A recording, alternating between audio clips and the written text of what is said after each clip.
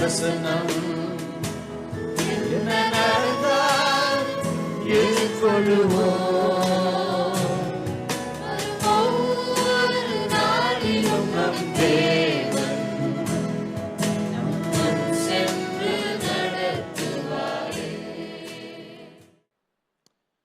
So, will you please stand up in the presence of the Lord this evening? இந்த மாலை வேளையில் ஆண்டவருடைய பிரசன்னத்தில் எல்லாரும் எழும்பி நிற்கலாம். It's a very short passage.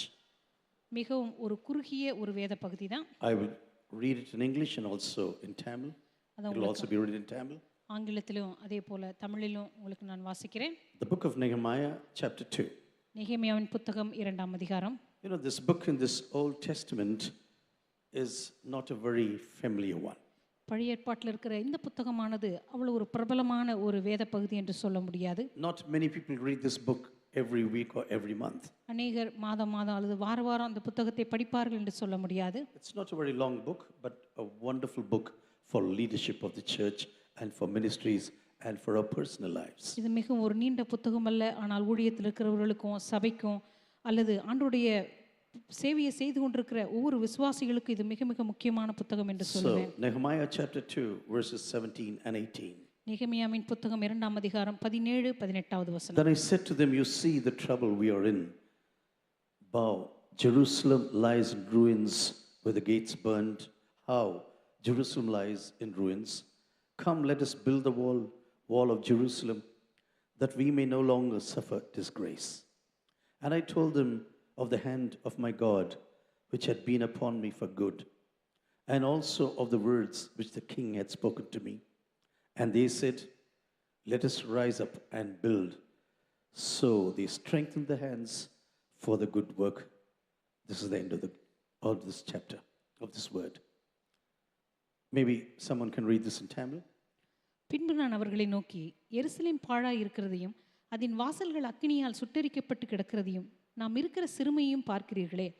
நாம் இனி நிந்தைக்குள்ளாய் இராதபடிக்கு எருசலேமின் அலங்கத்தை கட்டுவோம் வாருங்கள் என்று சொல்லி, என் தேவனுடைய கரம் என்மேல் நன்மையாக இருக்கிறதையும் ராஜா என்னோட சொன்ன வார்த்தைகளையும் அவர்களுக்கு அறிவித்தேன்.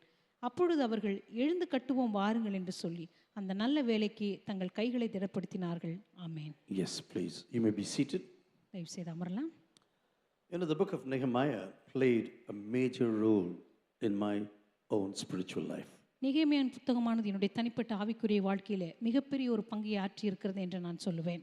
This is the book some 40 years ago that brought me back to India. இந்த புத்தகம் தான் கிட்டத்தட்ட 40 வருஷங்களுக்கு முன்பதாக என்னை இந்திய தேசத்துக்கு திரும்பி வர பண்ணின ஒரு புத்தகம். I never planned to come back to India. நான் இந்திய தேசத்துக்கு திரும்பி வர வேண்டும் என்று ஒருபோதும் நான் திட்டம் பண்ணவே இல்லை. My wife and I started to study Spanish because we want to go to South America. என்னுடைய மனைவியும் நானும் ஸ்பானிஷ் மொழி படிக்க ஆரம்பித்தோம். என்றால் தென் அமெரிக்காவுக்கு போக வேண்டும் என்று சொல்லி நாங்கள் திட்டம் பண்ணியிருந்தோம். Because I wanted to go as a missionary to South America. ஏனென்றால் தென் அமெரிக்காவுக்கு ஒரு மிஷனரியாக ஊழியக்காரனாக போக வேண்டும் என்று தான் நான் நினைத்திருந்தேன். Later on, everything changed suddenly.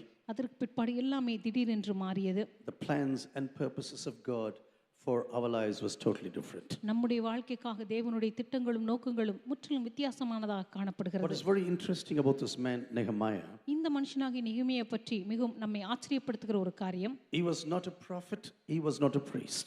இந்த மனுஷன் ஒரு ஆசாரியனும் அல்ல, ஒரு தீர்க்கதரிசியும் அல்ல. He was a person who was highly placed in the palace of Babylon. இந்த மனுஷன் பாபிலோன் அரண்மனையிலே மிகவும் உயர்ந்த ஒரு ஸ்தானத்திலே வேலையில் இருந்தார். Yes, he had a wonderful position. இந்த மனுஷனுக்கு மிகவும் அற்புதமான ஒரு பதவி இருந்தது. Highly respected, மிகவும் நன்றாக மதிக்கப்பட்ட ஒரு பதவியில் இருந்தார். greatly trusted by the king and the queen. ராஜாவினாலும் அந்த தேசத்திலிருந்த ராணியினாலும் மிக நன்றாக மதிக்கப்பட்ட ஒரு இடத்தில் இருந்தார். He was of Jewish ascent, and I think he should have been highly trusted even in the nation. அவர் யூத பாஷையை பேசுகிறவராக இருந்தார். எனவே அந்த தேசத்தில் மிகவும் எல்லாராலும் போற்றப்பட்ட மதிக்கப்பட்ட ஒரு நபராக இருந்திருக்க வேண்டும் என்று நான் நினைக்கிறேன். Later on, you read in this book, he was made the governor of Judah later on. அதற்கு பிற்பாடு இந்த புத்தகத்தில் நீங்க வாசிக்கலாம், யூதா தேசத்திலே அவரை அந்த இடத்திலே ஒரு கவர்னராக, ஒரு ஆளுநராக அவர்கள் வைக்கதை பற்றி நீங்க படிக்கலாம். But now this man is working in this palace of Shushan. ஆனா இப்பொழுதோ சூசான் அரண்மனையிலே நெகேமியா பணி செய்து கொண்டிருக்கிறார். He's got a wonderful position. அந்த இடத்துல மிகவும் நல்ல ஒரு அற்புதமான ஒரு பதவி இருக்கிறது. Of course, there are limitations when you're going to be the cupbearer of the king. நிச்சயமாக ராஜாவுக்கு பானபாத்திர வேலை செய்ய வேண்டும் என்று சொன்னால் உங்களுக்கென்று சில சட்டதிட்டங்கள் ஒழுங்குமுறைகள் இருக்கும். You know, the regulations for being a cupbearer is very, very carefully laid down by the government of Babylon. ஒரு ராஜாவுக்கு பானபாத்திரக்காரனாக இருக்க வேண்டும் என்று சொன்னால் பாபிலோன் மாகாணத்திலே மிகவும் மிக மிக உறுதியான சட்டதிட்டங்கள் அங்கே நிறைவேற்றப்பட்டிருந்தது. He must be highly respected. அவர் மிகவும் மதிக்கப்படுகிற ஒரு நபராக இருக்க வேண்டும். He must be a courteous person.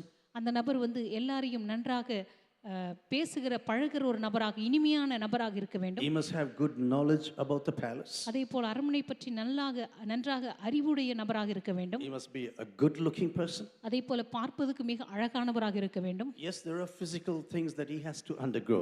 நிச்சயமாக சில சரீர காரியங்களின் வழியாகவும் அவர் கடந்து செல்ல வேண்டியதாக Because he should become no danger to the women in the palace. ஏனென்றால் அரண்மனையில் இருக்கிறதான பெண்களுடைய பாதுகாப்புக்கு அவர் எந்தவித அபாயத்தையும் ஏற்படுத்தி விடக்கூடாது. This was very normal in those days. சாதாரணமாக அந்த நாட்களிலே இது மிக ஒரு சாதாரணமாக நடைபெற்ற When காரியம். you had a high position in the palaces, அரண்மனையிலே உங்களுக்கு என்று மிக உயர்ந்த பதவி இருக்கும் என்று சொன்னால் there you had to go through certain physical operations. சரீர பிரகாரமாக சில அறுவை சிகிச்சைகளை செய்துதான் உங்களை அரண்மனைக்குள் பிரவேசிக்கவே விடுவார்கள். So that you don't become a danger to anyone there, especially females. எனவே அங்க இருக்கிற பெண்களுடைய பாதுகாப்புக்கு நீங்க எந்த விதமான ஒரு அச்சுறுத்தலாக மாறக்கூடாது என்பதற்காக. So he was highly respected. He's working now of most probably royal background. இந்த மனுஷன் மிகவும் ஒரு நல்ல பதவியில வைக்கப்பட்டிருக்கிறார். நிச்சயமாக அவர் ராஜகுலத்தை சேர்ந்தவராகத்தான் இருந்திருக்க வேண்டும். You know, but he is now in the palace, but he also know what his people went through in the city of Jerusalem. இப்போது அரண்மனையில் இருந்தாலும் தம்முடைய ஜனங்கள்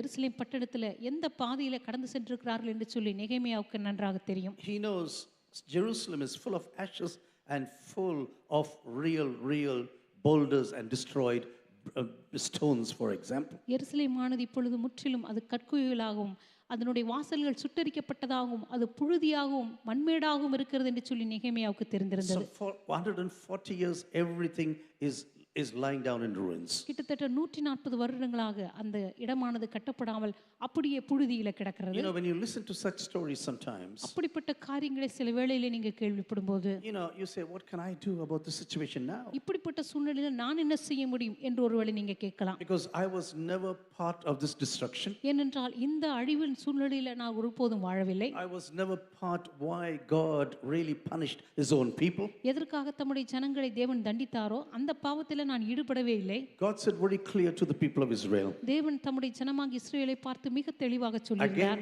and again he sent prophets to warn them. மறுபடியுமாக தம்முடைய தீர்க்கதரிசியை கொண்டு அவர் திடசாட்சியை கடிந்து கொண்டார். Do not take the gods around you into your life. உங்களை சுற்றி இருக்கிறதான அந்நிய தேவர்களை உங்களுடைய வாழ்க்கையிலே நீங்கள் நமஸ்கரிக்க கூடாது. If you are going to indulge in idolatry, நீங்கள் விக்கிரகாராதனையிலே உங்களை ஈடுபடுத்துவீர்களானால் I will surely punish you. நான் நிச்சயமாகவே உங்களை தண்டிக்கவே தண்டிப்பேன். If you are going to worship the gods of Babylon, நீங்கள் பாபிலோனின் தேவர்களை ஆராதிப்பீர்கள் என்று சொன்னால் yes, I will send you to Babylon. நிச்சயமாக நான் உங்களை பாபிலோனுக்கு அனுப்பி விடுவேன். Not 1 or 2 years, but for 70 years. 1-2 வருடங்களுக்கு அல்ல 120 வருடங்கள் 70 வருஷங்கள் உங்களை அனுப்புவேன். Because 70 years you can go to Babylon and worship those gods. ஏனென்றால் 70 வருடங்கள் நீங்கள் பாபிலோனுக்கு சென்று அங்கேயே அந்த தேவர்களை ஆராதிக்கலாம். After you are completely purged of idolatry in நீங்கள் your life, விக்கிரக ஆராதனையிலிருந்து உங்களுடைய வாழ்க்கையில முற்றிலுமாக சுத்திகரிக்கப்பட்ட பிற்பாடு then again you will call upon me. அதற்கு பிற்பாடு நீங்கள் என்னை நோக்கி கூப்பிடுவீர்கள். You will cry unto my name. நீங்கள் என்னுடைய நாமத்தை நோக்கி கூப்பிடுவீர்கள். And then I will remember you and bring you back to the nation which belongs to you. அப்பொழுது உங்களை நான் நினைத்து உங்களுடைய சொந்த தேசத்திற்கு உங்களை கொண்டு வருவேன். Sometimes God warns us again and again. சில நேரங்களிலே தேவன் மறுபடியுமாக நம்முடைய வாழ்க்கையில But somehow we can be really stubborn. ஆனால் எப்படி நம்முடைய வாழ்க்கையில நான் மிகவும் முரட்டுத்தனமாக நடந்து கொள்கிறோம். Oh yeah, this is true what you're telling now. நீங்க சொல்ற காரியம் சரிதான். But maybe it doesn't happen at all. ஆனா அது ஒருவேளை நடக்கவே இல்லைன்னா என்ன பண்ணலாம்? There were some false prophets who were prophesying just the opposite of God's word. அந்த நாட்களிலே தேவனுடைய வார்த்தைக்கு விரோதமாக கள்ள தீர்க்கதரிசனத்தை சொல்லிக் கொண்டிருந்த தீர்க்கதரிசிகளும் இருந்தார்கள். Don't believe all these prophecies right இந்த now. தீர்க்கதரிசனங்களை எல்லாம் நம்பாதீங்கள் என்று Oh, சொன்னார்கள். this captivity is going to be much shorter. இந்த சிறையிருப்பானது மிக குறுகிய காலத்துக்கு மட்டும்தான் இருக்கும் என்று சொன்னார்கள். Do you know why God really sends us into captivity and slavery times sometimes? ஏன் ஆண்டவர் சில நேரங்களில் நம்மை சிறையிருப்புக்கும் சில வேளைகளிலே நம்முடைய வாழ்க்கையில மற்றவர்களுக்கு கீழாக அடிபணிந்து இருக்கும்படியாக வைக்கிறார் தெரியுமா? Not to destroy us, நம்மை அழிக்கும்படியாக அல்ல, but in order to purify us. ஆனால் நம்மை சுத்திகரிக்கும்படியாகவே. And this is the reason why in the New Testament you will never read about idolatry. இந்த காரணத்தினால தான் புதிய ஏற்பாட்டில் நீங்க விக்கிரக ஆராதனை பற்றி வாசிக்கவே முடியாது. The Old Testament is full of idolatry. அந்த பழைய ஏற்பாடு முழுவதும் வாசித்து பார்த்தால் விக்கிரக ஆராதனையாக இருக்கும். Ever since Solomon, for example, did some worst decisions in his life. சாலமோன் ராஜா தன்னுடைய வாழ்க்கையில மிக மோசமான முடிவுகளை எடுத்த Or பிற்பாடு even the people of Israel were following the gods around them. இஸ்ரவேல் ஜனங்களும் கூட தங்களை சுற்றி இருக்கிறதான விக்கிரகங்களை அவர்கள் பின்பற்ற God ஆரம்பித்தார்கள். says, I will send you into slavery, தேவன் சொன்னார், நான் உங்களை அடிமைத்தனத்திற்கு நேராக but அனுப்புவேன், I will purge you completely. ஆனால் நான் உங்களை முற்றிலுமாக சுத்திகரிப்பேன். In the New Testament, you will never read about idolatrous problems among the people of Israel. புதிய ஏற்பாட்டில் பார்க்கும்போது இஸ்ரவேல் ஜனங்கள் மத்தியில விக்கிரக ஆராதனை என்கிற ஒன்றை உங்களால் வாசிக்கவே முடியாது. Dear brothers and sisters, the city of Jerusalem is totally destroyed. இந்த கருமையான சகோதர சகோதரிகளே, எருசலேம் பட்டணமானது இப்பொழுது முற்றிலுமாக தீக்கிரையாக்கப்பட்டு அழிக்கப்பட்டு விட்டது. Everything is full of ruins. எல்லாமே முற்றிலும் புழுதியாகவும் மண்மேடாகவும் காணப்படுகிறது. The gates of the city have been totally burnt. அது வாசல்கள் எல்லாம் அக்கினியினால் சுட்டெரிக்கப்பட்டு கிடக்கிறது. Gates mean in the Old Testament, it's always a sign of leadership. பழைய ஏற்பாட்டில் வாசல்கள் என்று சொல்லும் பொழுது அது தலைமைத்துவத்துக்கு அடையாளமாய் காணப்படுகிறது. You will also read this in the book of Ruth, for example. நீங்க ரூத்துடைய புத்தகத்தில் கூட இதை The வாசிக்கலாம். leaders sat at the gates of the city and they were judging the people. அந்த பட்டணத்துடைய வாசலிலே நியாயாதிபதிகள் உட்கார்ந்து அவர்கள் நியாயம் விசாரித்துக் கொண்டிருந்தார்கள். The leaders were responsible for those who come in and go out of the city. அந்த பட்டணத்துக்குள்ள உள்ளே வருகிறவர்களுக்கும் வெளியே போகிறவர்களுக்கும் அங்க இருக்கிற தலைமைத்துவம் தான் பொறுப்பாக இருந்தது. Sometimes when you look at lives around us, for example, சில today, நேரங்களிலே நம்முடைய வாழ்க்கையை சுற்றி இருக்கிறதான வாழ்க்கைகளை நம்ம பார்க்கும்போது you can think for a few minutes about many hundreds of lives around you. நம்மை சுற்றி இருக்கிறதான நூற்றுக்கணக்கான வாழ்க்கைகளை சிந்தித்து பாருங்கள். So many destroyed lives full of ruins.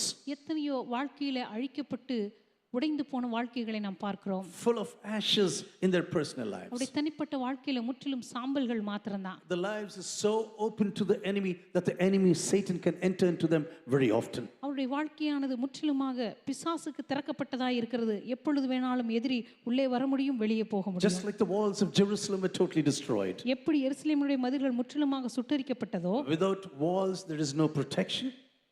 முற்றிலுமாக அந்த இடத்துல ஒரு சுவர்கள் இல்லை என்று சொன்னால் அங்கே பாதுகாப்பு இல்லை என்று தான் நாம் சொல்லுவோம். Sometimes some lives look like this even today. சில நேரங்களில் சில வாழ்க்கைகளை பார்க்கும் பொழுது அவைகள் கூட அப்படித்தான் காணப்படுகின்றன. Satan can enter and go out whenever he wants to. பிசாசானவன் எப்பொழுது வேண்டுமானால் உள்ளே வரலாம், எப்பொழுது வேண்டுமானால் வெளியே போகலாம். And the gates of leadership is completely in the hands of Satan. அங்க இருக்கிறதான தலைமைத்துவத்தினுடைய அந்த வல்லமையானது முற்றிலுமாக சாத்தானுடைய கரத்திலே கொடுக்கப்பட்டிருக்கிறது. Jesus says the gates of hell will never overcome you. இயேசு கிறிஸ்து சொன்னார், பாதாளத்தினுடைய வாசல்கள் உன்னை மேற்கொள்ளாது. But sometimes the gates of hell have everything in our lives in their hands. ஆனா சில நேரங்களில் இந்த பாதாளத்தின் வாசல்கள் தன்னுடைய கரத்திலே எல்லாவற்றையும் வைத்துக் The கொண்டிருக்கும். leadership of God has been totally burnt down, தேவனுடைய தலைமைத்துவமானது முற்றிலுமாக இங்கே சுட்டெரிக்கப்பட்டு so விட்டது. that Satan has free access into every area of our lives. எனவே பிசாசானவன் நம்முடைய வாழ்க்கையில எந்த இடத்திலும் வந்து ஆளுகை செய்யும்படியாக. Dear brothers and sisters, when you go into the story of Nehemiah, எனக்கு அருமையான சகோதர சகோதரிகளே, நெகேமியாவுடைய புத்தகத்தை நீங்க வாசிக்கும் போது this name means Yahweh who comforts. நெகேமியா என்று சொல்லும் பொழுது அவர் யெகோவா என்னுடைய ஆறுதலாய் இருக்கிறார் என்ற அர்த்தம். This is the meaning of this name Nehemiah. இதுதான் நெகேமியா என்கிறதான பெயரினுடைய அர்த்தம். I don't see this name very often in India, இந்த பெயரை அடிக்கடியாக இந்திய தேசத்துல என்னால் பார்க்க but முடியவில்லை. in countries like Israel it's a very popular name, ஆனா இஸ்ரேல் தேசத்துக்கு போனீங்கன்னா இது மிகவும் பிரபலமான ஒரு பெயராக இருக்கிறது. because he was so concerned about Jerusalem, என்றால் இந்த மனுஷன் எருசலேமை பற்றி மிகவும் அக்கறையுடைய ஒரு மனுஷனாக இருந்தார். because he was in a palace now. இவர் இப்பொழுது ஒரு அரண்மனையில் இருக்கிறார். He had all the amenities what a person could dream about. ஒரு மனுஷனுடைய வாழ்க்கையில் என்னென்ன வசதிகளுக்கெல்லாம் கனவு காண்பாரோ அந்த எல்லா வசதிகளும் இந்த மனுஷனுக்கு இருக்கிறது. His position is really respected in this country, இந்த மனுஷனுடைய பதவியானது அந்த தேசத்திலே மிகவும் மதிக்கப்பட்ட ஒன்றாக but இருக்கிறது. he was not concerned about his own position. ஆனால் இந்த மனுஷனோ தன்னுடைய பதவியை குறித்து அக்கறை உள்ளவனாக He is இருக்கவில்லை. thinking about the city of God that is lying in ruins. இப்பொழுது புழுதியாகவும் மண்மேடாகவும் கிடக்கிறதான தேவனுடைய பட்டணத்தை குறித்து அவர் There are கவலைப்பட்டார். no walls around the city of Jerusalem. இப்பொழுது எருசலேமை சுற்றி இருக்கிறதான சுவர்கள் எல்லாம் The இடிக்கப்பட்டிருக்கின்றன. walls of Jerusalem have been destroyed some 140 years ago. எருசலேமை சுற்றி இருக்கிறதான அந்த மதில்கள் எல்லாம் 140 வருஷங்களுக்கு முன்பதாகவே அவைகள் எல்லாம் Yes, அடிக்கப்பட்டன. he was not born in Jerusalem, அந்த நேரத்தை நிச்சயமாக நெகேமியா அங்கே பிறக்கவில்லை. He was born at the time of captivity, அவர் சிறையிருப்பின் காலத்திலே பிறந்தவர். maybe 70 or 90 years ago. ஒருவேளை 70-90 வருஷங்களுக்கு முன்பதாக பிறந்திருக்கலாம். Even though he is living in a palace, அவர் இப்பொழுது அரண்மனையிலே வாழ்ந்து கொண்டிருந்தாலும் his கூட heart was directed towards the city of God. Right? அவருடைய இருதயமானது தேவனுடைய பட்டணத்துக்கு நேராக திருப்பப்பட்டிருந்தது. You and I can live in total comfort this evening. நீங்களும் நானும் இந்த மாலை வேளையிலே ஒருவேளை தம்முடைய வசதியான மூலைகளில் அமர்ந்திருக்கலாம். We could have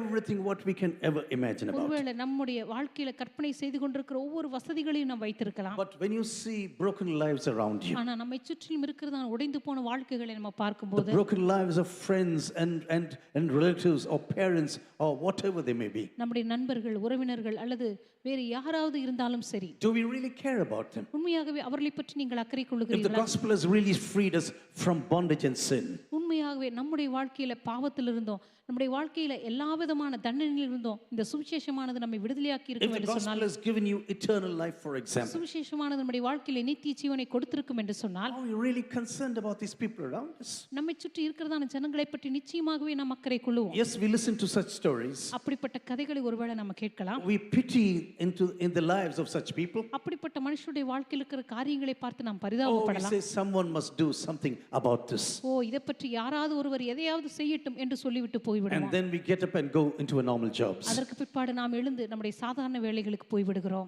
I have no time to care about this. இதை பற்றியெல்லாம் கவலைப்படுவதற்கு எனக்கு நேரமில்லை என்று சொல்லிவிடுகிறோம். Or when you listen to stories about churches that are being destroyed, சில வேளைகளிலே அழிக்கப்பட்ட சபைகளுடைய காரியங்களை பற்றி நாம் கேள்விப்படும் போது, the standard of churches that's going down and down every day. இன்றைக்கு சபையினுடைய தரமானது நாளுக்கு நாள் கீழே போய் கொண்டிருக்கும் போது, We came to Trichy when I was 1 month old.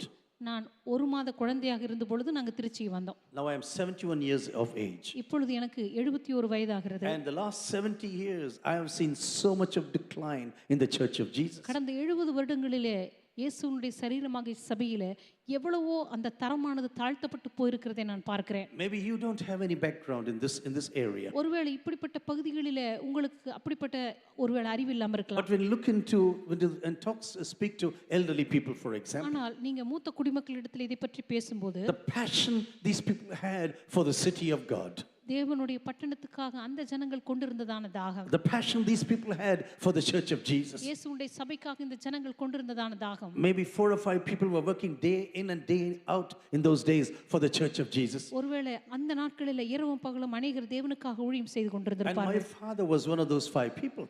அந்த 5 பேர்களிலே என்னுடைய தகப்பனாரும் கூட ஒருவர். I remember one English man from England who was an evangelist here in Trichy. England தேசத்திலிருந்து திருச்சிக்கு மிஷனரியாக வந்திருந்த, சுவிசேஷகனாக வந்திருந்த ஒரு நபரை பற்றி எனக்கு தெரியும். He was called Mr. Cook and he had just had one bicycle. அவருடைய பேர் குக். அவருக்கு இருந்ததெல்லாம் ஒரே ஒரு மிதிவண்டி மட்டும்தான். His bicycle was full of Bible verses. அவருடைய மிதிவண்டியில பாத்தீங்கன்னா எல்லா இடத்திலும் வசனங்கள் எழுதி He வச்சிருப்பார். will always be carrying bunches of tracts in his hands. எப்பொழுதுமே தன்னுடைய கரங்களில் நிறைய கைப்பிரதிகளை வச்சிருப்பார். I met him so many times on the streets of Trichy. Trichy பட்டணத்துல தெருக்கள் அநேக முறை அவரை நான் சந்திச்சிருக்கேன். Always with the tracts, always speaking to people. எப்பொழுதுமே கையில கைப்பிரதி வச்சுக்கிட்டு யாரோ ஒருத்தர்கிட்ட பேசிட்டு My இருப்பார். question is, where has this passion gone in the church of என்னுடைய Jesus? கேள்வி என்னவென்றால், இன்னைக்கு ஆண்டவருடைய சபையில இப்படிப்பட்ட வாஞ்சியுள்ள ஜனங்கள் எல்லாம் எங்கே? Where are the evangelists who will go out and preach the gospel? இன்றைக்கு வெளியே சென்று சுவிசேஷத்தை பிரசங்கிக்கக்கூடியதான ஊழியக்காரர்கள், சுவிசேஷமார்கள் எங்கே? Where are the apostles who will go out and say, I want to plant a church of Jesus? நான் இயேசுவின் சபையை ஸ்தாபிக்க வேண்டும் சொல்லுகிறதான அப்போஸ்தலர்கள் எங்கே? Not dividing churches and plundering people from one church to the other church. இன்றைக்கு சபையை பிரித்துக்கொண்டு இங்கிருந்து கொஞ்சம் பேர் அங்கிருந்து கொஞ்சம் பேரை சபையிலிருந்து பிரித்து கொண்டு போகிற No, I am ஊழியக்காரர்கள். speaking about real planting of churches. நான் சொல்லுகிறது உண்மையாக போய் ஒரு புதிய சபையை ஸ்தாபிப்பதை பற்றி சொல்லுகிறேன். Where are the prophets who listen to the voice of God? கர்த்தருடைய வார்த்தையை அந்த நாளுக்கு செவி கொடுத்ததான தீர்க்கதரிசிகள் எல்லாம் எங்கே? Where are the Bible teachers who really sit down and really read the word of God and meditate the word of God? கர்த்தருடைய வார்த்தையை தியானம் பண்ணுகிறதான, தேவனுடைய வார்த்தையை போதிக்கிறதான போதகர்கள் எங்கே? Dear brothers and sisters, I tell you, our revelation cannot come from this ChatGPT or something like that. GPT or something. நம்முடைய வெளிப்பாடுகள் எல்லாம் ChatGPT, இந்த ChatGPT ல இருந்து வர முடியாது. I don't use it at all.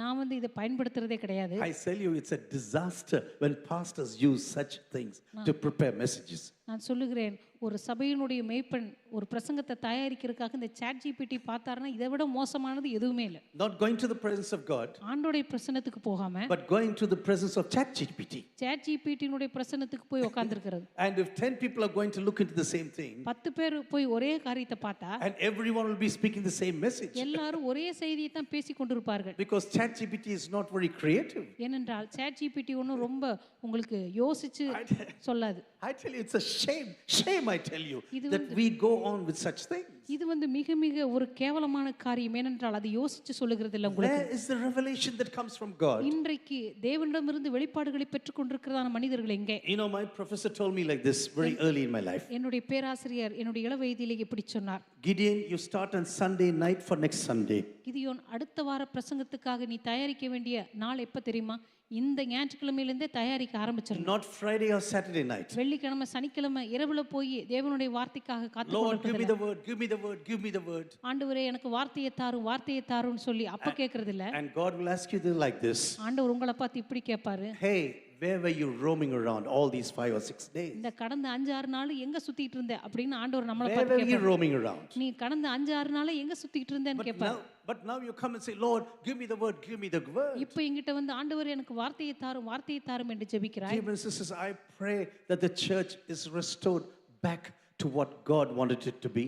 கருமையான சகோதர சகோதரிகளே, தேவன் சபை எங்க இருக்க வேண்டும் என்று நினைக்கிறாரோ அந்த இடத்திற்கு மறுபடியுமாக சபைகள் உயிர்ப்பிக்கப்பட வேண்டும் என்று நான் நினைக்கிறேன். This man was living in total luxury. இந்த மனுஷன் முற்றிலுமான ஒரு ஆடம்பர வாழ்க்கையில வாழ்ந்து He கொண்டிருந்தார். had everything that he could dream of. அவருடைய வாழ்க்கையில் அவர் கனவு காண வேண்டிய எல்லா விதமான வசதிகளும் அவருக்கு He இருந்தன. had a high position in the palace.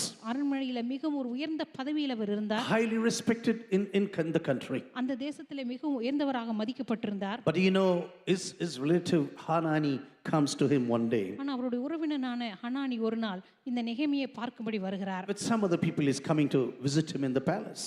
யாரோ ஒருவர் அந்த அரண்மனையில அவரை பார்க்கும்படியாக வரும்போது, You know, they have traveled 900 to 1,400 kilometers now. கிட்டத்தட்ட 900 கிலோமீட்டர்லிருந்து 1400 கிலோமீட்டர்கள் வரைக்கும் அவர்கள் பிரயாணம் பண்ணி The வந்திருக்கிறார்கள். shorter distance will be 900 kilometers. ஒருவேளை குறுகிய பாதையில சென்றா 900 கிலோமீட்டரா இருந்திருக்கும். But when they go down the Euphrates River, when you see in the map, it takes about 1,400 kilometers. நீங்க அந்த வரைபடத்தை பார்க்கும் பொழுது யூப்ரட்டிஸ் நதியோரமாகவே பிரயாணம் பண்ணி போனா கிட்டத்தட்ட 1400 கிலோமீட்டர்கள் அவர்கள் பிரயாணம் செய்து எருசலேமுக்கு போயிருக்கணும். Oh, they've been traveling for 3 or 4 months. கிட்டத்தட்ட 3-4 மாதங்கள் அவர்கள் பிரயாணம் பண்ணி வந்திருக்க You வேண்டும். know, sometimes when relatives come from such a far distance, சில நேரங்களில் நம்முடைய உற்றார் உறவினர்கள் மிக நீண்ட தொலைவில் இருந்து நம்மை பார்க்க வரும்போது we speak about so many things. நம்ம எத்தனையோ காரியங்களை பற்றி அவர்களிடத்துல பேசுகிறோம். But for this man, one thing was very important. ஆனா இந்த மனுஷனுக்கு ஒரே ஒரு காரியம் தான் மிகவும் முக்கியமானதாய் He is காணப்பட்டது. concerned about the city of God. அவர் தேவனுடைய பட்டணத்தை குறித்து மிகவும் அக்கறை உள்ளவராயிருந்தார். He was not there when the country was being destroyed.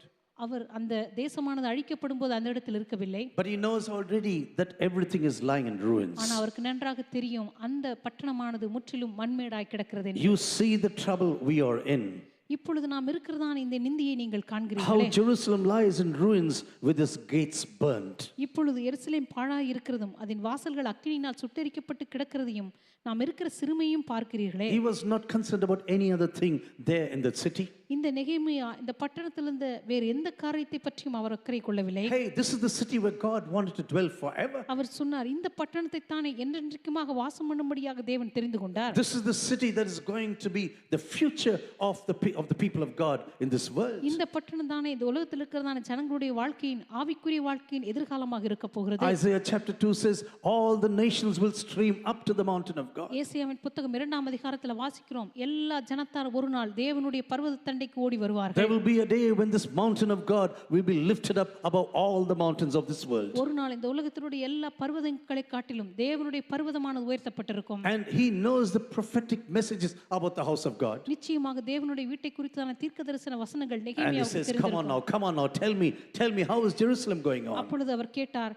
நீ இந்த எருசலேம் எப்படி இருக்கிறது என்று எனக்கு சொல். When he hears about the ruins, அந்த எருசலேமில் இருக்கிறதான எல்லா விதமான அழிவுகளை பற்றி அவர் கேள்விப்பட்ட When போது he hears what the Babylonians have done to the city, இந்த பாபிலோனியர்கள் எருசலேம் பட்டணத்துக்கு எப்படிப்பட்ட அழிவை ஏற்படுத்தி இருக்கிறார்கள் என்று கேள்விப்பட்ட போது everything was plundered. எல்லாமே முற்றிலுமாக சூறையாடப்பட்டு கிடக்கிறது. Captives were taken back to Babylon. அங்க இருக்கிறதான அநேக ஜனங்கள் ஒரு சிலர் எருசலேமின் சிறையிருப்பிலிருந்து திரும்பி வந்திருக்கிறார்கள். And now he begins to, as soon as he hears this message, இந்த செய்தியை அவர் கேட்டவுடனே sometimes we immediately get into action. சில நேரங்களில் அநேக நேரத்துல சில செய்தியை கேட்ட உடனே நம்ம செயல்பட ஆரம்பிக்கிறோம். Yes, we have a passion for the house of God. நாம் தேவனுடைய ராஜ்யத்துக்காக நமக்கு ஒரு பெரிய வாஞ்சை We இருக்கலாம். are concerned about the church of Jesus. நாம் இயேசு கிறிஸ்துவினுடைய சபை குறித்து மிகவும் அக்கறை உள்ளவர்களாக இருக்கலாம். We are not happy how the church of Jesus is developing right now. இன்றைக்கு இயேசுவின் சபையானது எப்படி முன்னேறி கொண்டிருக்கிறது என்பதை பற்றி ஒருவேளை சில வேளையில் நாம் மகிழ்ச்சியற்று But காணப்படலாம். sometimes we think we have to pull up our sleeves and begin to work immediately. ஆனா சில நேரத்துல நம்ம நினைக்கிறோம் உடனடியாக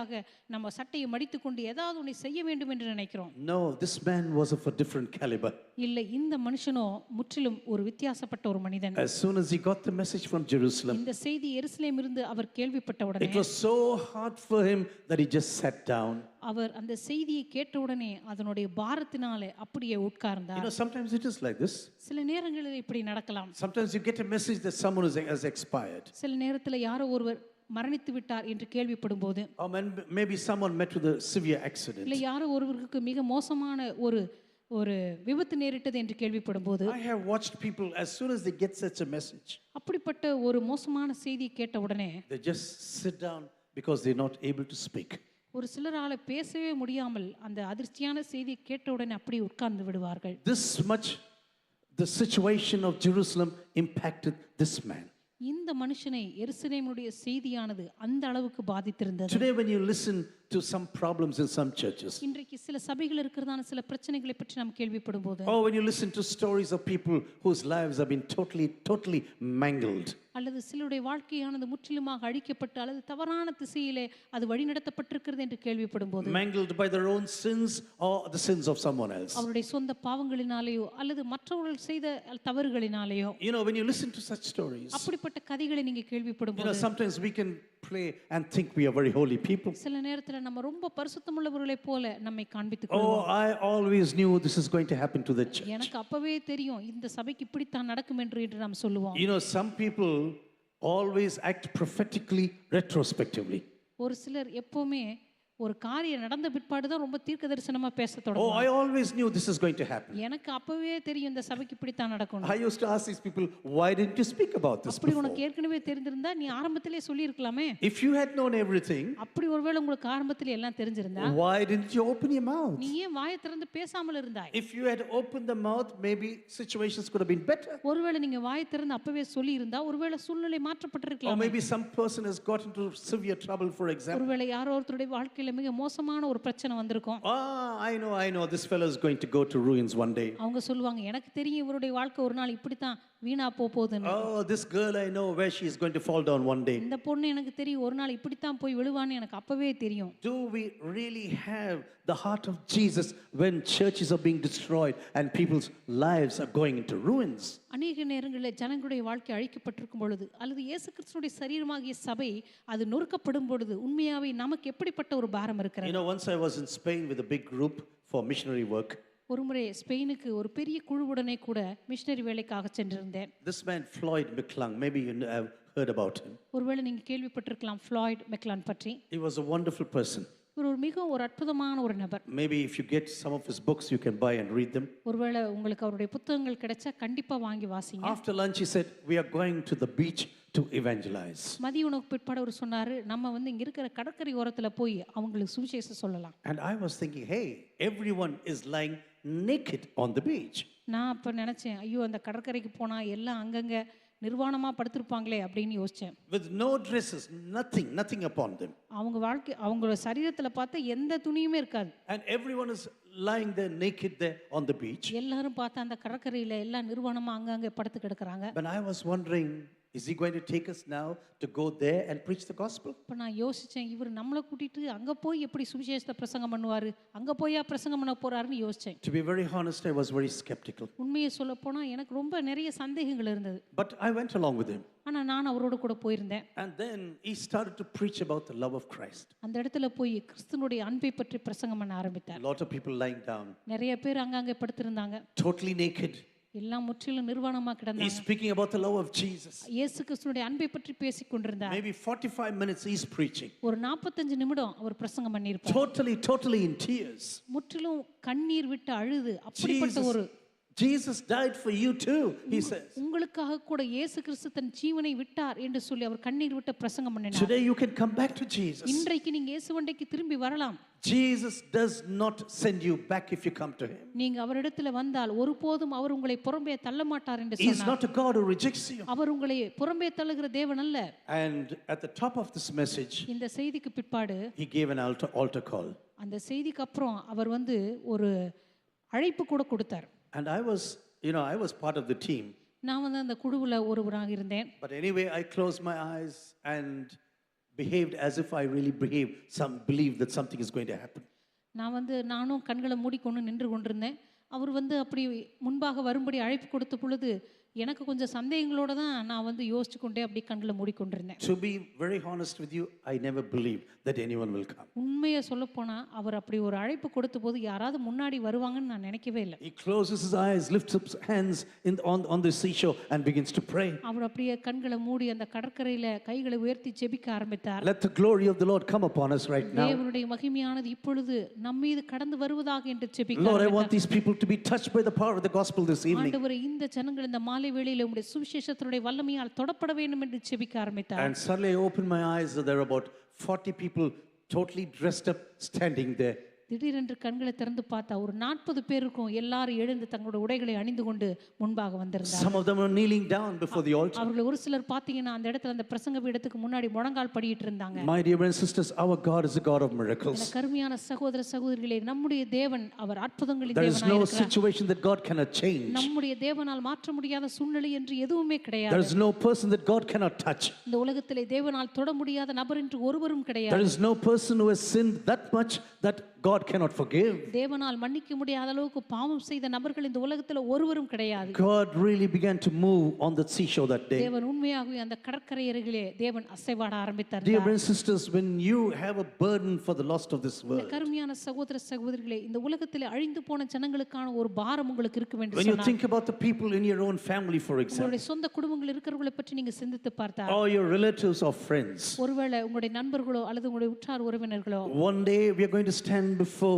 the judgment seat of God. ஒரு நாள் நாம் தேவனுடைய சிங்காசனத்துக்கு முன்பாக அவருடைய நியாயஸ்தலத்துக்கு முன்பாக நாம் நிற்க போகிறோம். Would you like your parents to go into eternal death? உங்களுடைய பெற்றோர்கள் நித்தியமான மரணத்துக்குள்ளாக போகும்படி நீங்கள் விரும்புவீர்களா? Would you like your friends to be lost forever? உங்களுடைய நண்பர்கள் நித்தியமாக நரகத்தில் அழிந்து போக நீங்கள் Would விரும்புவீர்களா? you like your relatives to go into hell one day? உங்களுடைய உற்றார் உறவினர்கள் நரகத்தில் அழிவதை நீங்கள் விரும்புவீர்களா? If you cannot accept that, start working for Jesus today, I tell நீங்கள் you. அதை ஏற்றுக்கொள்ள மாட்டீர்கள் என்று சொன்னால் இயேசுவுக்காக ஊழியம் செய்ய இன்றைக்கே ஆரம்பியுங்கள் என்று Don't சொல்கிறேன். you ever waste your life today, I tell you. தயவு செய்து இன்றைக்கு உங்களுக்கு கொடுக்கப்பட்டிருக்கிற நேரத்தை நீங்கள் வீண் செய்யாதீர்கள் என்று சொல்கிறேன். Go to these people and speak about அந்த Jesus. ஜனங்களிடத்தில் சென்று சுவிசேஷத்தை பற்றி பிரசங்கம் பண்ணுங்கள். Yes, they may not accept your message. ஒருவேளை அவர்கள் உங்களுடைய செய்தியை ஏற்றுக்கொள்ளாமல் போகலாம். Maybe you have to meet a lot of lies and real abuse, for example. ஒருவேளை அவர்கள் உங்களை மோசமாக பேசலாம் அல்லது உங்களை பற்றி பொய்யான அவதூறுகளை They பரப்பலாம். can make fun about you. ஒருவேளை உங்களை பார்த்து அவர்கள் பரிகாசம் பண்ணலாம். They can threaten you.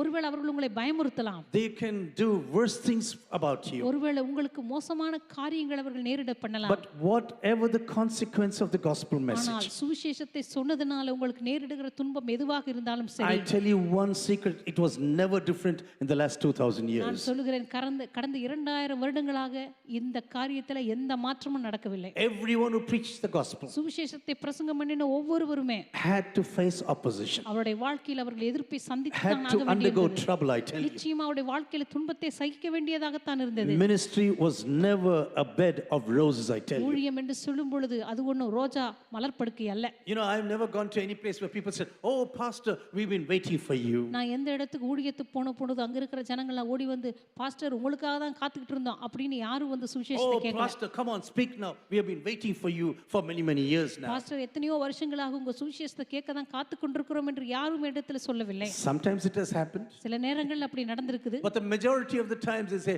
hey, what rubbish do you speak? ஆனா பெரும்பாலான நேரத்துல சொல்லுவாங்க, என்ன வந்து இங்க குப்பையை கொட்டிட்டு இருக்க, What are you speaking about salvation right now? என்ன ரட்சிப்பு அது இதுன்னு உளறி கொண்டிருக்கிறாய், We don't have time for all of this. இதெல்லாம் கேட்கறதுக்கு எங்களுக்கு நேரமில்லை என்று சொல்லுவாங்க. We just want to live in the world today and enjoy life. இன்னைக்கு இருக்கிற உலகத்தை நாங்க அனுபவிச்சு சந்தோஷமா சாக Do விரும்புறோம். you know today many people speak like this? இன்றைக்கு அநேகர் இப்படி பேசுவதை நாம கேட்டிருப்போம். Life is short, so enjoy.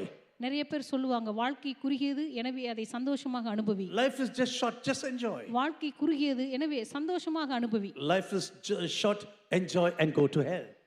வாழ்க்கை குறுகியதான், சந்தோஷமா அனுபவிச்சு நரகத்துக்கு போங்க. And this is what we have to write in that sticker. நம்ம நிச்சயமா நம்ம இப்படிப்பட்ட ஒரு தலைப்புகளை தான் எழுதணும். This man was so stunned by this message. இந்த மனுஷன் இந்த வார்த்தைகளை கேட்ட பொழுது அவ்வளவாக தொடப்பட்டார். He just sat down, அவர் உட்கார்ந்து he began to weep, அவர் கண்ணீர் விட்டு அழுது he began to fast and to pray. இந்த நெகேமியா அநேக நாட்கள் உபவாசம் இருந்து ஜெபிக்க ஆரம்பித்தார். Dear brothers and sisters, I have seen a lot of fasting prayer meetings in India. கருமையான சகோதர சகோதரிகளே, இந்திய தேசத்துல நிறைய உபவாச ஜெபத்தை நான் பார்த்திருக்கிறேன். Fasting prayer for unmarried people. உபவாச ஜெபம்னா கல்யாணம் ஆகாதவங்களுக்காக, Fasting prayer for buying lands and houses. நிலம் வாங்குறதுக்கு, வீடு வாங்குறதுக்கு உபவாச ஜெபம். Fasting prayer for prosperity. வாழ்க்கையில செழிப்பு வர்றதுக்காக உபவாச ஜெபம். Did you see any of these prayer meetings in the New Testament? புதிய ஏற்பாட்டுல இப்படிப்பட்ட உபவாச ஜெபங்களை வேதத்துல எங்காவது வாசித்திருக்கிறீங்களா? I've read the Bible many times. நான் வேதத்தை நிறைய முறை வாசித்திருக்கிறேன். Not once I have seen any hint about this. எந்த இடத்துல கூட இப்படிப்பட்ட ஒரு உபவாசத்தை பற்றி ஒரு காரியம் கூட கிடையாது. And that's the reason when you say prayer for blessing, oh, the crowd is full. இந்த காரணத்தினால தான் இன்னைக்கு ஆசீர்வாதத்துக்கான உபவாச ஜெபம்னா கூட்டம் கூட்டமா வர்றாங்க. Oh, thousands of people come there. ஆயிரக்கணக்கான ஜனங்கள் ஆசீர்வாதத்துக்காக வர்றாங்க.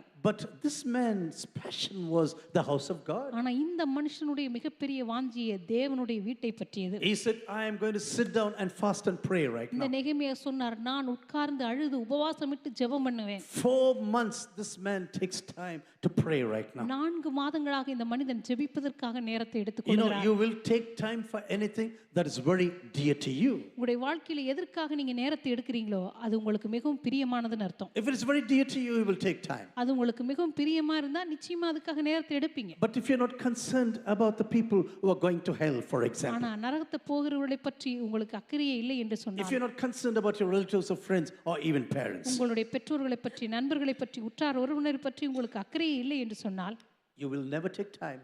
அப்படின்னா நிச்சயமா அவர்களுக்காக நீங்க நேரத்தை எடுத்துக்கொள்ள I மாட்டீங்க. have no time for such prayers right now. இப்படிப்பட்ட ஜெபத்துக்கெல்லாம் எனக்கு நேரமில்லை என்று சொல்லுவீர்கள். This man began to pray in the presence of God. இந்த மனுஷன் ஆண்டவருடைய சமூகத்தில் ஜெபிக்க ஆரம்பித்தார். Dear brothers and sisters, sometimes a ruin can be there for hundreds of years. கருமையான சகோதர சகோதரிகளே, சில வேளைகளிலே இப்படிப்பட்ட அழிவுகள், பாழான மண்மேடுகள் நூற்றுக்கணக்கான வருஷங்களாக இருக்கலாம். 140 years it's lying in ruins. 140 வருஷங்களாக அது மண்மேடுகளாக You காணப்படுகிறது. can easily say, I was not part of the problem நீங்க மிக எளிதாக சொல்லிவிடலாம், இந்த பிரச்சனைக்கு எனக்கு சம்பந்தமே இல்லை, because I had nothing to do with the problems of my forefathers. ஏனென்றால் என்னுடைய மூதாதையர்கள் செய்த தவறுக்கும் எனக்கும் என்ன சம்பந்தம். But now he couldn't say, Lord, you have punished my forefathers. ஆனா இந்த நெகேமியா சொல்லியிருக்கலாம், ஆண்டவர் என்னுடைய மூதாதையர்களை நீர் தண்டித்தீர், What can I do for their sins right now? அவருடைய பாவங்களுக்காக நான் என்ன செய்ய முடியும் என்று சொல்லியிருக்கலாம். They were the culprits and they have been punished already. அவர்கள் தான் அதற்கான குற்றவாளிகள், எனவே அவர்கள் தான் அதற்கான தண்டனை அனுபவிக்க You வேண்டும். know, praying for something for the sins your forefathers have committed is not so easy. உங்களுடைய மூதாதையர்கள் செய்த பாவத்திற்காக நீங்க ஜெபம் பண்ணுவது என்பது அவ்வளவு எளிதான காரியம் Where you அல்ல. identify yourself with the sins of your forefathers. உங்களுடைய மூதாதையர்கள் செய்ததான பாவத்தோடு கூட உங்களை இணைத்துக் கொண்டு அதற்காக மன்னிப்பு கேட்டு ஜெபிப்பது. For example, maybe there is a problem in another church. Just an example. உதாரணமாக சொல்லுகிறேன், ஒருவேளை இன்னொரு சபையில் ஏதோ ஒரு பிரச்சனை இருக்கலாம். Oh, sometimes people say, oh, yeah, I knew this is going to come. சில நேரங்களில் சொல்லுவார்கள், எனக்கு தெரியும் இந்த சபைக்கு இப்படித்தான் நடக்க போறது என்று. They'll be clapping hands and weeping and laughing. ஒருவேளை நம்ம கரங்களை தட்டி அதை பார்த்து சிரிக்கலாம். You know, do you know this is the body of Jesus? ஆனா இது இயேசுவின் சரீரம் என்று உங்களுக்கு தெரியுமா? This church is only a small portion of the worldwide body of Jesus. இந்த சபையானது உலகளாவிய இயேசுவினுடைய சரீரத்தினுடைய ஒரு சின்ன பகுதி மாத்திரம்தான். This is not the church of the world. இது உலகத்தினுடைய முழு சபையினுடைய ஒரு பகுதி என்று சொல்ல முடியாது. This is just a small portion of what God is doing all across the nations right now. உலகமெங்கிலும் தேவன் செய்து கொண்டிருக்கிற காரியத்தினுடைய ஒரு சின்ன பகுதி தான். Jesus spoke twice about the church of Jesus. இயேசு கிறிஸ்துவின் சபையை பற்றி ஆண்டவராக இயேசு கிறிஸ்து 2 முறை Once பேசியிருக்கிறார். he spoke about the worldwide church of Jesus. ஒரு முறை உலகளாவிய இயேசுவினுடைய சபையை பற்றி அவர் I பேசினார். will build my church and the gates of hell will never overcome my church. அவர் சொன்னார், என் சபையை நான் கட்டுவேன், பாதாளத்தின் வாசல்கள் அவைகளை மேற்கொள்ளாது. In the other instance, he speaks about two people quarreling with one another in the church. இன்னொரு இடத்துல 2 பேர் ஒருவருக்கொருவர் வாக்குவாதம் செய்யும் பொழுது அந்த இடத்திலே சொல்லியிருக்கிறார், Go and speak to these two people right now. நீ போய் அந்த தவறு செய்த மனுஷனிடத்திலே பேசு. If they are not listening, take another person into consultation. அவர் உனக்கு செவிசாய்க்கவில்லை என்றால் இன்னொருவரை உன்னோடு கூட கூட்டிக் கொண்டு போ. There he is not speaking about the worldwide church of Jesus. அந்த இடத்திலே உலகளாவிய இயேசுவின் சபையை பற்றி அவர் பேசவில்லை. He is speaking about the local church, I tell you. அந்த இடத்திலே ஸ்தல சபையை பற்றி அவர் Dear பேசுகிறார். sisters, you and I who have been put into a family, என் கருமையான சகோதர சகோதரிகளே, நீங்களும் நானும் ஒரு குடும்பத்திலே வைக்கப்பட்டிருக்கிறோம். we have to be faithful to the church or the family that God has put us to. தேவன் எந்த குடும்பத்திலே எந்த சபையிலே நம்ம வைத்திருக்கிறாரோ அந்த குடும்பத்திற்கும் சபைக்கும் நாம் உண்மை உள்ளவர்களாக இருக்க வேண்டும். But at the same time, you should know you are a part of the worldwide church of Jesus. அதே நேரத்தில் உலகளாவிய இயேசுவின் சபையின் ஒரு பகுதி என்றும் நீங்கள் அறிந்திருக்க வேண்டும். When the worldwide church of Jesus was in trouble, உலகளாவிய இயேசுவின் சபையானது ஒரு பிரச்சனைக்குள்ளாக இருக்கும்போது Barnabas and Paul took money and went and helped the church in Jerusalem. பர்னபாவும் பவுலும் சென்று அங்கே தரித்திரத்திலிருந்த சபைகளுக்காக உதவி செய்கிறதை நாம் I பார்க்கிறோம். personally believe we have to help the church of Jesus. நான் தனிப்பட்டத்தில் விசுவாசிக்கிற காரியம் என்னவென்றால் சபைகளுக்கு நாம் உதவி செய்தாக வேண்டும். Apostle Paul did not write letters to everyone. அப்போஸ்தலனாகிய பவுல் எல்லாருக்கும் கடிதம் எழுதி கொண்டிருக்கவில்லை. Sister, I have prayed for you, please send me an offering. சகோதரி, உங்களுக்காக நான் ஜெபித்தேன், எனக்கு ஒரு காணிக்கை அனுப்புங்க. Apostle Peter did not write such letters. அப்போஸ்தலனாகிய பேதுரு அப்படிப்பட்ட கடிதங்கள் எல்லாம் எழுதவில்லை. No, they were helping the other churches. அவர்கள் மற்ற சபைகளுக்கு உதவி செய்தார்கள். They even sent people to help them. அதே போல அவர்களுக்கு உதவி செய்யும்படி மனுஷர்களை அனுப்பினார்கள். They helped them to go and check the spiritual level of the church. மற்ற சபையில் இருக்கிறதான அந்த ஆவிக்குரிய தரத்தை போய் சோதித்து பார்க்கும்படி உத்தமமான நபர்களை But அனுப்பி I வைத்தார்கள். personally believe that the local church is indebted to help the worldwide body of Jesus. ஆனால் தனிப்பட்ட விதத்தில் நான் விசுவாசிக்கிற காரியம் என்னவென்றால் உலகளாவிய இயேசுவின் சபைக்கு ஸ்தல சபை எப்பொழுதும் உதவி கரம் நீட்ட வேண்டும். Not everyone writing letters and demanding offerings. எல்லாரும் மற்றவங்களுக்கு கடிதம் எழுதி காணிக்க கொடுங்கன்னு சொல்லி No, கேட்டுக்கொண்டிருப்பதல்ல. the churches, the local churches must do something about the worldwide body of Jesus. இல்லை, ஸ்தல சபை தான் உலகளாவிய இயேசுவின் சபைக்கு உதவி செய்தாக வேண்டும். This man was praying and he's weeping right now. இப்பொழுது நெகேமியா அழுது ஜெபித்து உபவாசம் பண்ணி But you கொண்டிருக்கிறார். know, everyone who waits on the Lord, ஆனால் தேவனுடைய கரத்தில் இருக்கிற ஒவ்வொருவரும் everyone who waits on the Lord in prayer, தங்களுடைய வாழ்க்கையில கர்த்தருக்கு காத்திருக்கிற ஒவ்வொருவரும் they will be fortified. அவர்கள் நிச்சயமாகவே பலன் அடைவார்கள். They'll be strengthened like eagles. நிச்சயமாகவே அவர்கள் கழுகளை போல செட்டைகளை அடித்து எழும்புவார்கள். Before God uses you mightily in a great thing, உங்களுடைய வாழ்க்கையில தனிப்பட்ட விதத்தில் தேவன் உங்களை வல்லமையாக பயன்படுத்துவதற்கு முன்பாக everything starts with prayer. எல்லாமே ஜெபத்திலிருந்து தான் ஆரம்பிக்கிறது. Everything starts with prayer.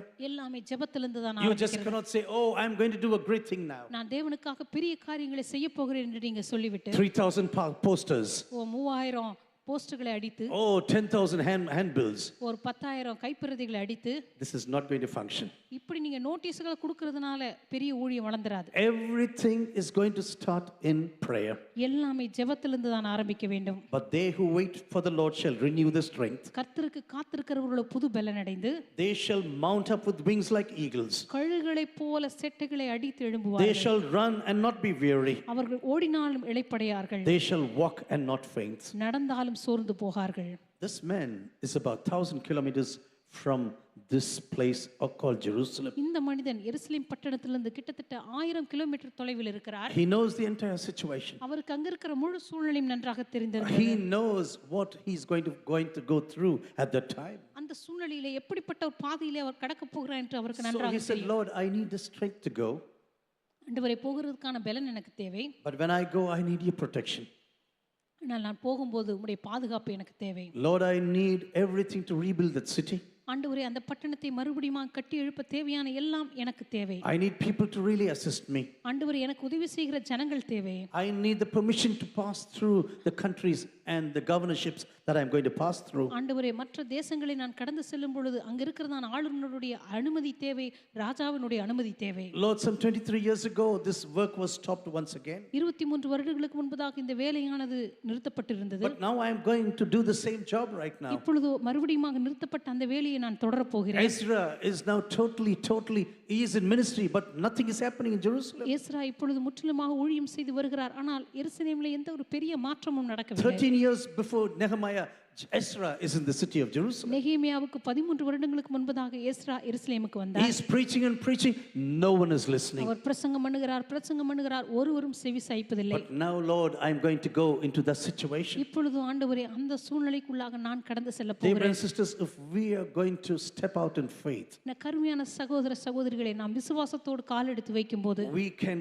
never do anything without the power of God. நிச்சயமாக கர்த்தருடைய வல்லமை இல்லாமல் நம்மால் எதுவுமே செய்ய We முடியாது. can never do anything without the assistance of God. தேவனுடைய உதவி இல்லாமல் நம்மால் எதையும் செய்து முடிக்க முடியாது. Prayer is not about changing the mind of God. ஜெபம் என்று சொல்லும் பொழுது தேவனுடைய மனதை மாற்றுவதல்ல, It's about bringing our hearts in line with His will. நம்முடைய இருதயத்தை தேவனுடைய சித்தத்தோடு கூட இணைய பண்ணுவது. This is why we pray, I tell you. அதற்காகத்தான் நெகேமியா ஜெபித்தார். You know, sometimes we think we can pray and we can twist the hands of God. நாம் சில நேரங்களில் நினைக்கிறோம் ஜெபித்து எப்படியாவது ஆண்டவருடைய கையை முறுக்கி நம்ம விரும்பினதை வாங்கிடலாம். Oh, prayer is not about changing the mind of God, ஜெபம் என்று சொல்லும் பொழுது தேவனுடைய மனதை மாற்றுவதற்காக but அல்ல, it's about bringing our hearts in line with His will.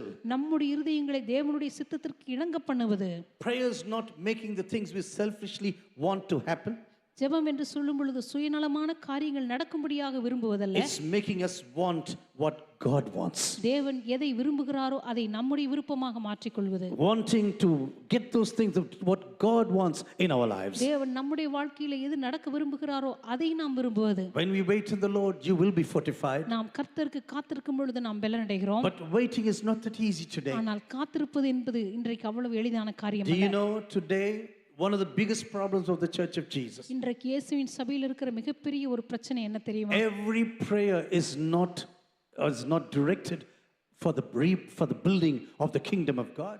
நாம் செய்கிறதான ஒவ்வொரு ஜெபமுமே தேவனுடைய ஆலயத்தினுடைய புதுப்பித்தலுக்காக இருக்கிறதில்ல. Most of the prayer is for our personal prosperity. நாம் ஜெபிக்கிற அநேக ஜெபங்கள் நம்முடைய தனிப்பட்ட வாழ்க்கையினுடைய செழிப்புக்காக நன்மைக்காகத்தான் இருக்கின்றன. You look into all the advertisements that come. இன்றைக்கு வருகிறதான எல்லா விளம்பரங்களையும் பாருங்க. Everything is about personal property. எல்லாமே தனிப்பட்ட வாழ்க்கையில் இருக்கிறதான அந்த சொத்துக்களை பற்றி, ஆசீர்வாதங்களை பற்றி தான். Once I read Adrishta Jabam. I've never heard about this. ஒரு முறை இப்படிப்பட்ட ஒரு ஜெபத்தை கூட நான் கேள்விப்பட்டேன். And I was thinking, oh, Adrishta Jabam. Where is this in the Bible? அதிர்ஷ்ட ஜெபம் கூட ஒரு ஜெபம் வச்சிருக்காங்களே, இது வேதத்துல எங்கிருந்து வருது அப்படின்னு நான் யோசிச்சேன். But there was no Adrishta Jabam in the Bible. ஆனா வேதத்துல எங்காவது அதிர்ஷ்ட ஜெபம்னு ஏதாவது இருக்கா? But you know, sometimes people think, oh, Adrishta Jabam, I must go now. சில நேரம் நினைக்கிறாங்க, ஓ அதிர்ஷ்ட ஜெபமா, இங்க போனா எனக்கு அதிர்ஷ்டம் கிடைக்கும் போல. Oh, there is prayer for acquiring lands, for example. அதே போல நிலங்களை வாங்குவதற்கான ஜெபம். Dear brothers and sisters, do we have really time for the kingdom of God? கருமையான சகோதர சகோதரிகளே, உண்மையாகவே தேவனுடைய ராஜ்யத்திற்காக நமக்கு நேரம் இருக்கிறதா? To pray for those whose lives have been shattered. அநேகருடைய வாழ்க்கை சிதைந்து போய் உடைந்து போய் காணப்படுகிறதே, அவர்களுக்காக ஜெபிக்க நேரம் To இருக்கிறதா? pray for people whose lives are in total ruins. அநேகருடைய வாழ்க்கையானது முற்றிலும் இடிக்கப்பட்டு மண்மேடுகளாக கிடக்கிறதே, அவர்களுக்காக ஜெபிக்க உங்களுக்கு நேரம் இருக்கிறதா? Do you know why God really said like this? ஏன் ஆண்டவர் உண்மையாக இப்படி சொன்னார் தெரியுமா? Paul writes in the book of Ephesians. அப்போஸ்தலனாகிய பவுல் எபேசியரின் புத்தகத்தில் இப்படி எழுதி The வைத்திருக்கிறார். church is built on the foundation of prophets and apostles. இயேசுவின் சபையானது அப்போஸ்தலர்கள் தீர்க்கதரிசிகளுடைய அஸ்திபாரத்தின் மீது கட்டப்பட்ட வேண்டும். Apostles means missionaries. I think you know this. அப்போஸ்தலர் என்று சொல்லும் பொழுது மிஷனரிகள், அது உங்களுக்கு தெரியும். Apostolos means being sent. That's all. அப்போஸ்தலாஸ் என்று சொன்னால் அனுப்பப்படுவர்கள் என்று அர்த்தம். It's all about missionaries and prophets. இது எல்லாமே மிஷனருடைய ஊழியங்கள், தீர்க்கதரிசிகளுடைய ஊழியங்களை வைத்தது. Where are the missionaries in the church today? இன்றைக்கு இயேசுவின் சபையில மிஷனரிகள் எங்கே? Where are the prophets who listen to the voice of God? கர்த்தருடைய வார்த்தைக்காக காத்திருக்கிற தீர்க்கதரிசிகள் எங்கே? Oh, come and say this is the direction in which the church has to go. இந்த திசையில தான் சபை செல்ல வேண்டும் என்று சொல்லுகிற தீர்க்கதரிசிகள் எங்கே? But today when you speak about prophecy, இன்றைக்கு நீங்கள் தீர்க்கதரிசனம் என்று சொன்னாலே most of the people are totally scared. அநேகர் பயப்படுகிறார்கள். You know why? ஏன் தெரியுமா? God is showing me you have 30,000 30,000 rupees in your pocket. அநேகர் இப்படிப்பட்ட தீர்க்கதரிசனம் சொல்றாங்க, உங்க பாக்கெட்ல 30,000 ரூபாய் இருக்கு, ஆண்டவர் எனக்கு காண்பிக்கிறார். Oh, God is showing me now you have 30,000 rupees. நீங்க உங்க பையில 30,000 ரூபாய் வச்சிருக்கீங்கன்னு ஆண்டவர் எனக்கு காண்பிக்கிறாருன்னு சொல்றது. God is showing me that you should pay my EMI. நீங்க என்னோட இஎம்ஐ கட்டணும்னு ஆண்டவர் எனக்கு சொல்லி இருக்கிறாரு. God wants me to buy the car, but you have to pay. ஆண்டவர் வந்து என்னை கார் வாங்க சொல்றாரு, ஆனா நீங்க தான் இஎம்ஐ கட்டணும்னு சொல்றாரு. And this is the reason why most of the people are scared about prophecy today. இந்த காரணத்தினால தான் இன்னைக்கு தீர்க்கதரிசிகள்னாவே நிறைய பேர் பயப்படுறாங்க. You know, this really happened in Chennai. உண்மையாகவே இது சென்னையில நடந்தது. One boy wanted to get married, ஒரு பையன் திருமணம் செய்ய விரும்பினார். and the pastor told him, when you go there to that house, அப்ப அந்த போதகர் சொன்னார், நீ அந்த பெண் வீட்டுக்கு போகும்போது this lady will have a green sari. அந்த பொண்ணு பச்சை கலர் புடவை கட்டி இருக்கும். And if she has a green sari, அந்த பொண்ணு பச்சை கலர் புடவை கட்டி இருந்ததுன்னா she's the one for you. அந்த பொண்ணு தான் உனக்காக நியமிக்கப்பட்ட பொண்ணு. And so this fellow was very jolly. அப்ப இந்த பையன் பாத்தீங்கன்னா ஒரே சந்தோஷமா கிளம்பி போனார். And he was skipping and going into that home. அப்படியே குதிச்சு சந்தோஷமா வீட்டுக்கு போனாரு. And that lady really had a green sari. உண்மையாவே அந்த பொண்ணு பச்சை கலர் புடவை தான் கட்டிட்டு வந்திருந்தது. Hallelujah. You know, sometimes we burst out in praise and worship. உடனே அப்படிப்பட்ட நேரத்துல அப்படியே நமக்கு சந்தோஷம் பொங்கி வரும். Oh, green sari is there. This is my wife. ஓ பச்சை புடவை வந்துருச்சு, நிச்சயமா இந்த பொண்ணு தான் என்னுடைய மனைவி. This lady looked at him top to bottom a few times. அந்த பொண்ணு அப்படியே இந்த பையனை பார்த்துச்சு. எனக்கு வேணாம். So she said. அந்த பொண்ணு சொல்லிருச்சு, இந்த பையன் எனக்கு பிடிக்கல, எனக்கு வேண்டாம்னு சொல்லிட்டு You போயிடுச்சு. know what this boy said? அப்ப அந்த பையன் என்ன சொன்னான் He தெரியுமா? ran back to the pastor. மறுபடியும் அந்த பாஸ்டர் கிட்ட போனார். Pastor, she's got a green sari. Pastor, அந்த பொண்ணு பச்சை கலர் புடவை தான் கட்டி இருந்தது. ஆனா என்ன பத்தி வேணாம்னு சொல்லுது. Yeah? What to do about this now? இப்போ என்ன பண்றது பாஸ்டர் You know, அப்படிங்க. sometimes we are so muddled and use things so wrongly in the kingdom of Jesus. சில நேரத்துல ஆண்டுடைய ராஜ்யத்துல அங்கேயும் இங்கேயும் தவறான பொய்களையும் புரட்டுகளையும் பேசி நிறைய பேர் தவறாக வழிநடத்துகிறார்கள். God is not x-raying everything what is there in your pocket. ஆண்டவர் வந்து உங்க பாக்கெட்ல என்ன பணம் வச்சிருக்கீங்கன்னு வந்து அவர் எக்ஸ்ரே பண்ணிட்டு இருக்கிறது இல்ல. Today we live really in terrible times. இன்னைக்கு உண்மையாகவே மிக மோசமான காலங்களில் நம்ம வாழ்ந்து கொண்டிருக்கிறோம். But when God is sending us out, ஆனா ஆண்டவர் நம்மை வெளியே அனுப்பும்போது, you know, even this afternoon I was looking into the list of people who went out for ministry.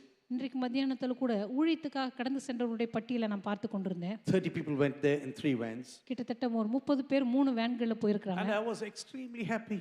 நான் அதை பற்றி ரொம்ப சந்தோஷப்பட்டேன். It's wonderful. ரொம்ப சந்தோஷப்பட்டேன். இது மிகவும் அற்புதமானது என்று நினைத்தேன். You know, the ministry of helping people to be rebirthed is one of the best ministries you can ever do in this world. மற்றவர்கள் தங்களுடைய வாழ்க்கையில மறுபிறப்பு அடையும்படியாக அவர்களுக்கு ஊழியம் செய்வதைப் போல மிக சிறப்பான ஊழியம் இந்த உலகத்தில் எதுவுமே கிடையாது. Maybe I feel that way because I started this ministry this way. ஒருவேளை நானும் ஆரம்பத்தில் இப்படிப்பட்ட ஊழியத்தை ஆரம்பித்ததுனால ஒருவேளை எனக்கு அப்படிப்பட்ட எண்ணம் இருக்கிறது என்று தெரியவில்லை. Every street of Hamburg. நான் வந்து ஹாம்பர்க்ல ஒவ்வொரு தெருவிலையும் நடந்திருக்கேன். I will take tea and coffee and cake and go to every person. நான் வந்து ஒரு டீ காஃபி கையில ஒரு கேக் எடுத்துக்கிட்டு ஒவ்வொருத்தரா போய் பேசுவேன். Jesus loves you. Jesus loves you. இயேசு கிறிஸ்து உங்களை நேசிக்கிறார். இயேசு கிறிஸ்து உங்களை நேசிக்கிறார் என்று சொல்லுவேன். We will go to the drug addicts. நாங்க வந்து இந்த போதை மருந்துக்கு அடிமைப்பட்டவரை போய் We பார்ப்போம். will go to the prostitutes. அதே போல அங்கிருந்த விபச்சாரிகளை போய் சந்திப்போம். You know, this is the longest sinful mile in the world. That's what people say. உலகத்திலேயே மிக பாவமான ஒரு மைல் அப்படின்னு சொன்னா அது எங்க ஊர்ல தான் இருக்கு. It's hundreds of prostitutes. கிட்டத்தட்ட நூற்றுக்கணக்கான விபச்சாரிகள் அங்க இருப்பார்கள். We as a team will go at about 2 or 3 in the afternoon. நாங்க மத்தியானம் ஒரு 2-3 மணிக்கு குழுவாக செல்வோம். And we will work till about 2 or 3 in the night. இரவு 2-3 மணி வரைக்கும் ஊழியம் செய்வோம். They'll be standing in the cold, then they'll be shivering. அப்படியே குளிர்ல நடுங்கி கொண்டு நின்று கொண்டிருப்பார்கள். We'll give them a cup of tea and a piece of cake. நாங்க போய் அவங்களுக்கு ஒரு கப் டீ கொடுப்போம், ஒரு சின்ன பீஸ் கேக் கொடுப்போம். And then we'll ask, do you want me to pray for you? நான் போய் அவங்கள பார்த்து கேட்போம், உங்களுக்காக நாங்க ஜெபிக்க விரும்புறீங்களா? Don't you ever think these girls are doing this boldly, willfully, I tell you. தயவு செய்து இந்த விபச்சார தொழில் இருக்கிற எல்லாருமே ரொம்ப தைரியமா ரொம்ப வேணும்னு தான் இந்த வேலைக்கு வந்திருக்காங்க அப்படின்னு ஒருபோதும் நினைக்காதீங்க. No, they are so soft in the hearts. இல்ல அவருடைய இருதயங்களை பார்த்தீங்கன்னா ரொம்ப மென்மையானவங்களா இருப்பாங்க. They are under captivity. அவங்க யாரோ ஒருத்தர் அவங்கள அடிமைப்படுத்தி வச்சிருக்காங்க. Someone is misusing them. யாரோ ஒருத்தங்க அவங்கள தவறா பயன்படுத்தி Some கொண்டிருக்காங்க. fellows earning the money. யாரோ ஒருத்தன் அவங்கள வச்சு பணம் சம்பாதித்து And கொண்டிருக்காங்க. they have to obey the words of that fellow. அதனால அவங்க மேல இருக்கிற அந்த எஜமானருக்கு அவங்க கீழ்ப்படிய வேண்டிய கட்டாயம் இருக்கிறது. I have seen so many women weep when you speak to them. அநேக விபச்சாரிகள் அவரிடத்துல நாங்கள் பேசும்பொழுது அழுவதை நான் பார்த்திருக்கிறேன். Do you want to come out of this business? இந்த மோசமான இந்த தொழிலிருந்து நீ வெளியே வர விரும்புகிறாய் என்று கேட்டால் Yes, we want to come out. அவங்க சொல்லுவாங்க, ஆமா நாங்க வர விரும்புகிறோம். Do you see that fellow there with the red shirt? ஆனா அங்க பாத்தீங்களா, அங்க சிவப்பு கலர் சட்டை போட்டு ஒருத்தன் நிக்கிறானே, He will kill us immediately. நான் அப்படி இங்க இருந்து தப்பிச்சு போனேன்னா அவன் என்ன கொன்றே போடுவான். We have no other option. எங்களுக்கு வேற வழியே இல்ல. Dear brothers and sisters, that was an exciting time. அந்த நாட்கள் மிகவும் ஒரு பரவசமான நாட்கள் என்று But சொல்லுவேன். I have seen the hand of God in that ministry. ஆனா நிச்சயமாகவே தேவனுடைய கரத்தை அந்த ஊழியத்துல நான் பார்த்திருக்கிறேன். Some of the people came to the Lord Jesus ஒரு Christ. சில கர்த்தராகிய இயேசுவண்டை வந்தார்கள். And some time ago, they invited me to speak in a Baptist church. கொஞ்ச நாட்களுக்கு முன்பதாக ஒரு பாப்டிஸ்ட் சபையிலே பிரசங்கம் பண்ணும்படியாக நான் போயிருந்தேன். Service was at about 9 o'clock in the morning. காலை 9 மணிக்கு அந்த ஆராதனை ஆரம்பிக்க வேண்டியதா இருந்தது. And as soon as I landed with the car and parked my car in front of the church, நான் என்னுடைய காரை எடுத்துட்டு போய் அந்த சபைக்கு முன்பாக அதை நிறுத்தும் இடத்திற்கு போனபோது the pastor of the church came out and said, "Come on, I will carry the baggage for you." அந்த சபையினுடைய போதகர் வெளியே வந்து சொன்னார், உங்களுடைய பையை நான் எடுத்துக் கொள்கிறேன் தாருங்கள் என்று கேட்டார். And as he came very close to my car, அவர் என்னுடைய காருக்கு அருகாமையில வந்தபோது he said, "Do you remember me?" அவர் என்ன பார்த்து கேட்டார், உங்களுக்கு என்ன நினைவு இருக்குதா? I said, "Your face is familiar, நான் சொன்னேன், உங்களுடைய முகம் எனக்கு நினைவு இருக்குது, but no other remembrance." ஆனா வேற எதுவுமே எனக்கு ஞாபகம் இல்லை. Then tears began to roll down his eyes. அவருடைய கண்களிலிருந்து கண்ணீர் வழிந்து ஓட ஆரம்பித்தது. Do you know, I was leading a house with 7 prostitutes. அவர் சொன்னார், உங்களுக்கு தெரியுமா, நான் 7 விபச்சாரிகளை வைத்து ஒரு விடுதி நடத்தி கொண்டிருந்தேன். You and your friend Steve came and preached the gospel one day. நீங்களும் உன்னுடைய நண்பராகிய ஸ்டீவும் சேர்ந்து குழுவாக வந்து எங்களுக்கு சுவிசேஷத்தை பிரசங்கித்தீர்கள். After some time, I gave my life to the Lord Jesus. கொஞ்ச நாட்கள் கழித்து என்னுடைய வாழ்வை நான் கர்த்தராகிய இயேசுவினிடத்திற்கு ஒப்பு கொடுத்தேன். Then I went to a Bible college. அதற்கு பிற்பாடு வேதாம கல்லூரிக்கு சென்றேன். I finished my Bible college. என்னுடைய வேதாம கல்லூரியை நான் படித்து முடித்தேன். And now I am the pastor of this church. இப்பொழுது இந்த சபையினுடைய போதகராக இருக்கிறேன். It's all the grace of God, he said. எல்லாமே தேவனுடைய கிருபை It's all the grace of God. எல்லாமே தேவனுடைய கிருபை மாத்திரமே என்று Dear சொன்னார். pastor, thank you ever that you ventured to preach the gospel to us. Pastor, அப்படிப்பட்ட ஒரு சூழ்நிலைக்குள்ளாக நீங்க வந்து எங்களுக்கு சுவிசேஷத்தை சொன்னீங்களே, அதுக்காக உங்களுக்கு ரொம்ப ரொம்ப நன்றி என்று Dear சொன்னார். brothers and sisters, there's no greater joy than bringing the gospel to the lost people of this world. கருமையான சகோதர சகோதரிகளே, இந்த உலகத்தில் எழுந்து போயிருக்கிற ஜனங்களுக்கு சுவிசேஷத்தை சொல்வதை காட்டிலும் மிகப்பெரிய சந்தோஷம் இந்த உலகத்தில் எதுவுமே When கிடையாது. one sinner repents, there's a great joy in heaven. ஒரு பாவி மனம் திரும்பும்போது பரலோகத்திலே மிகுந்த சந்தோஷம் உண்டாயிருக்கிறது. And when one person comes to the Lord Jesus, ஒரு மனுஷன் கர்த்தராகிய இயேசுவண்டை வரும்போது how much should we rejoice in the Lord, I tell you. எப்படிப்பட்டதான ஒரு சந்தோஷத்தை கர்த்தருக்குள் நாம் அடைய If வேண்டும். heaven can rejoice completely about the salvation of a sinner, ஒரு மனுஷன் ஒரு பாவி மனம் திரும்புகிறதை குறித்து பரலோகம் முழுவதும் சந்தோஷப்படுமானால், how much more joy should we have when one person comes to the Lord Jesus? அப்படியானால் கர்த்தராகிய இயேசுவண்டை வருகிறதான ஒவ்வொரு நபரை பற்றியும் நீங்களும் நானும் எவ்வளவு சந்தோஷப்பட வேண்டும். But do we really care for the lost souls of this world? ஆனா உண்மையாகவே இந்த உலகத்துல எழுந்து போன அழிந்து போகிற ஆத்துமாக்களை குறித்து உங்களுக்கு அக்கறை உண்டா? But I want to tell you, when you begin to work for Jesus, நான் சொல்லுகிறேன், கர்த்தராகிய இயேசுவுக்காக நீங்க ஊழியம் செய்ய ஆரம்பிக்கும் when போது, you begin to walk in faith, நீங்க விசுவாசத்துல நடக்க ஆரம்பிக்கும் போது, people who walk with the sight of this world will always oppose you. இந்த உலகத்தின் பார்வையில் நடந்து கொண்டிருக்கிறவர்கள் நிச்சயமாகவே உங்களை எதிர்க்க தொடங்குவார்கள். They can never understand your decisions. அவர்கள் உங்களுடைய முடிவுகளை புரிந்து கொள்ள மாட்டார்கள். They will never understand what you're going to do. நீங்க என்ன செய்ய போகிறீர்கள் என்று அவர்கள் புரிந்து கொள்ள மாட்டார்கள். Sometimes there are personal animosities against you.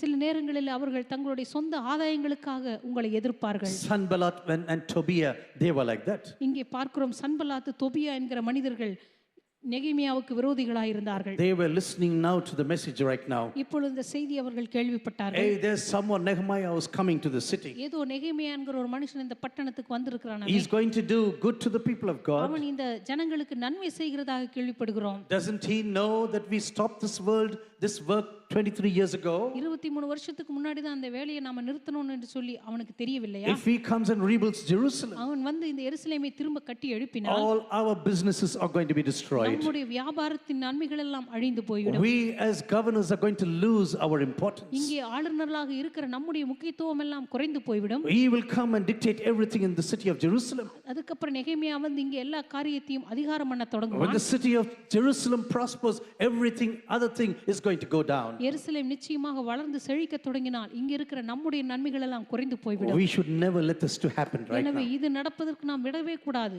As soon as you start to work for God, நீங்க தேவனுக்காக ஊழியம் செய்ய ஆரம்பித்த உடனே people who live by sight will always oppose those who live by faith. மனுஷனுடைய பார்வைக்காக வாழ்ந்து கொண்டிருக்கிறவர்கள் விசுவாசத்திலே நடக்கிறவர்களை துன்பப்படுத்த தொடங்குவார்கள். Why did you come to this situation? Why did you come to this place? எதற்காக இந்த இடத்துக்கு நீ வந்தாய்? Why should you come and rebuild Jerusalem? ஏன் இந்த இடத்துக்கு நீ வந்து எருசலேமை திரும்பி கட்டி எழுப்ப Hey, வேண்டும்? 140 years this city is lying in ruins. 140 வருஷங்களாக இந்த பட்டணம் கட்டப்படாமல் தானே கிடக்கிறது. Why do you care about the city right now? அப்படியானால் இந்த பட்டணத்தை பற்றி உனக்கு ஏன் அக்கறை? This is the center of the crossroads in those days. அந்த நாட்களிலே அநேக வியாபாரிகள் கடந்து செல்லக்கூடிய ஒரு முக்கியமான சாலையாக எருசலேமின் சாலைகள் If இருந்தன. Jerusalem prospers, all our business will go down. எருசலேம் வளர்ந்தேறினால் எங்களுடைய வியாபாரத்தின் நன்மை எல்லாம் குறைந்து போய்விடும். And we are never going to let this happen. இது நடப்பதற்கு நாங்கள் விடவே மாட்டோம். My dear brothers and sisters, I want to encourage you. இந்த கருமையான சகோதர சகோதரிகளே, உங்களை பார்த்து நான் உற்சாகப்படுத்த I விரும்புகிறேன். pray that you really have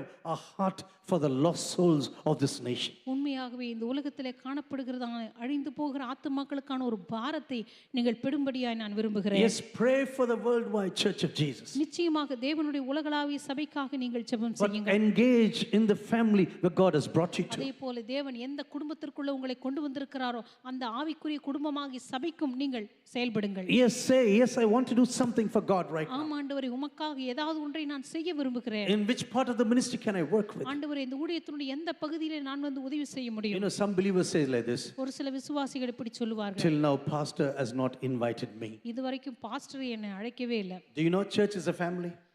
உங்களுக்கு தெரியுமா சபை என்பது ஒரு குடும்பம் என்று? Do you get everyday invitations in your home to do something? உங்களுடைய குடும்பத்துல நீங்க வேலை செய்யறதுக்கு யாராவது உங்களுக்கு தினமும் அழைப்புதல் கொடுக்கறாங்களா? Dear loving daughter, எனக்கு அருமையான மகளே, I need you for cleaning up the kitchen. இப்பொழுது சமையலறையை சுத்தம் செய்வதற்கு நீ வர வேண்டும் என்று அழைக்கிறேன். My dear son, will you please come and tidy the house right now? அருமையான மகனே, வந்து நீ இந்த வீட்டை சுத்தம் பண்றதுக்கு உதவி செய்யறியா? Vegetables must be bought, so you have to go to the vegetable shop. காய்கறிகள் வாங்கிட்டு வரணும், அதனால அருமையான மகனே நீ போய் காய்கறி வாங்கி கொண்டு வா அப்படின்னு அழைப்புதல் No, when கொடுக்கறீங்க. you're a part of a family, இல்ல, நீங்க ஒரு குடும்பத்தினுடைய ஒரு அங்கமா இருக்கும்போது you are concerned about everyone who's there. நீங்க வீட்ல இருக்கிற ஒவ்வொருவரை பற்றியும் அக்கறை கொள்வதில்லையா? Everyone who's there in the family, you are concerned about, and you really want to see that they are doing well. உங்க குடும்பத்துல இருக்கிற ஒவ்வொருவரும் நல்லா இருக்கணும், அவங்களுக்கு தேவையான காரியங்கள் சந்திக்கப்பட வேண்டும் என்று நீங்களாவே செயல்படுகிறது Is இல்லையா? this area doing well right now? இந்த பகுதி செழியா நடக்குதா? This need, is it been satisfied already? இந்த தேவை சந்திக்கப்பட்டு விட்டதா? Is this part of ministry running well right now? இந்த ஊழியத்தினுடைய பகுதி நன்றாக நடந்து Dear brothers and கொண்டிருக்கிறதா? sisters, everyone has an opportunity to serve God in the kingdom of God. அருமையான சகோதர சகோதரிகளே, தேவனுடைய ராஜ்யத்தில் ஊழியம் செய்வதற்கு நாம் ஒவ்வொருவருக்குமே நிச்சயமாக வாய்ப்புண்டு.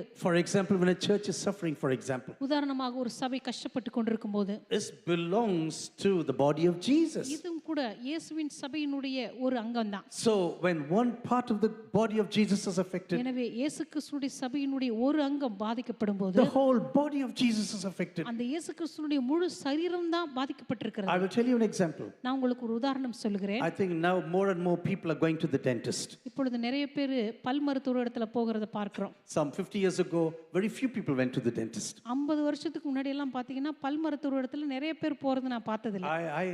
When I went to Germany, this was a surprise for me. நான் ஜெர்மனிக்கு போனப்போ இது எனக்கு பெரிய ஆச்சரியமா இருந்தது. All through the streets, dentist. எங்க பார்த்தாலும் தெருவுல பல் மருத்துவர். And I was wondering, hey, Germans need so many dentists now. நான் நினைச்சேன், ஏன் இந்த ஜெர்மன்காரங்களுக்கு இத்தனை பல் doctor தேவைப்படுறாங்க? I was very young at that time.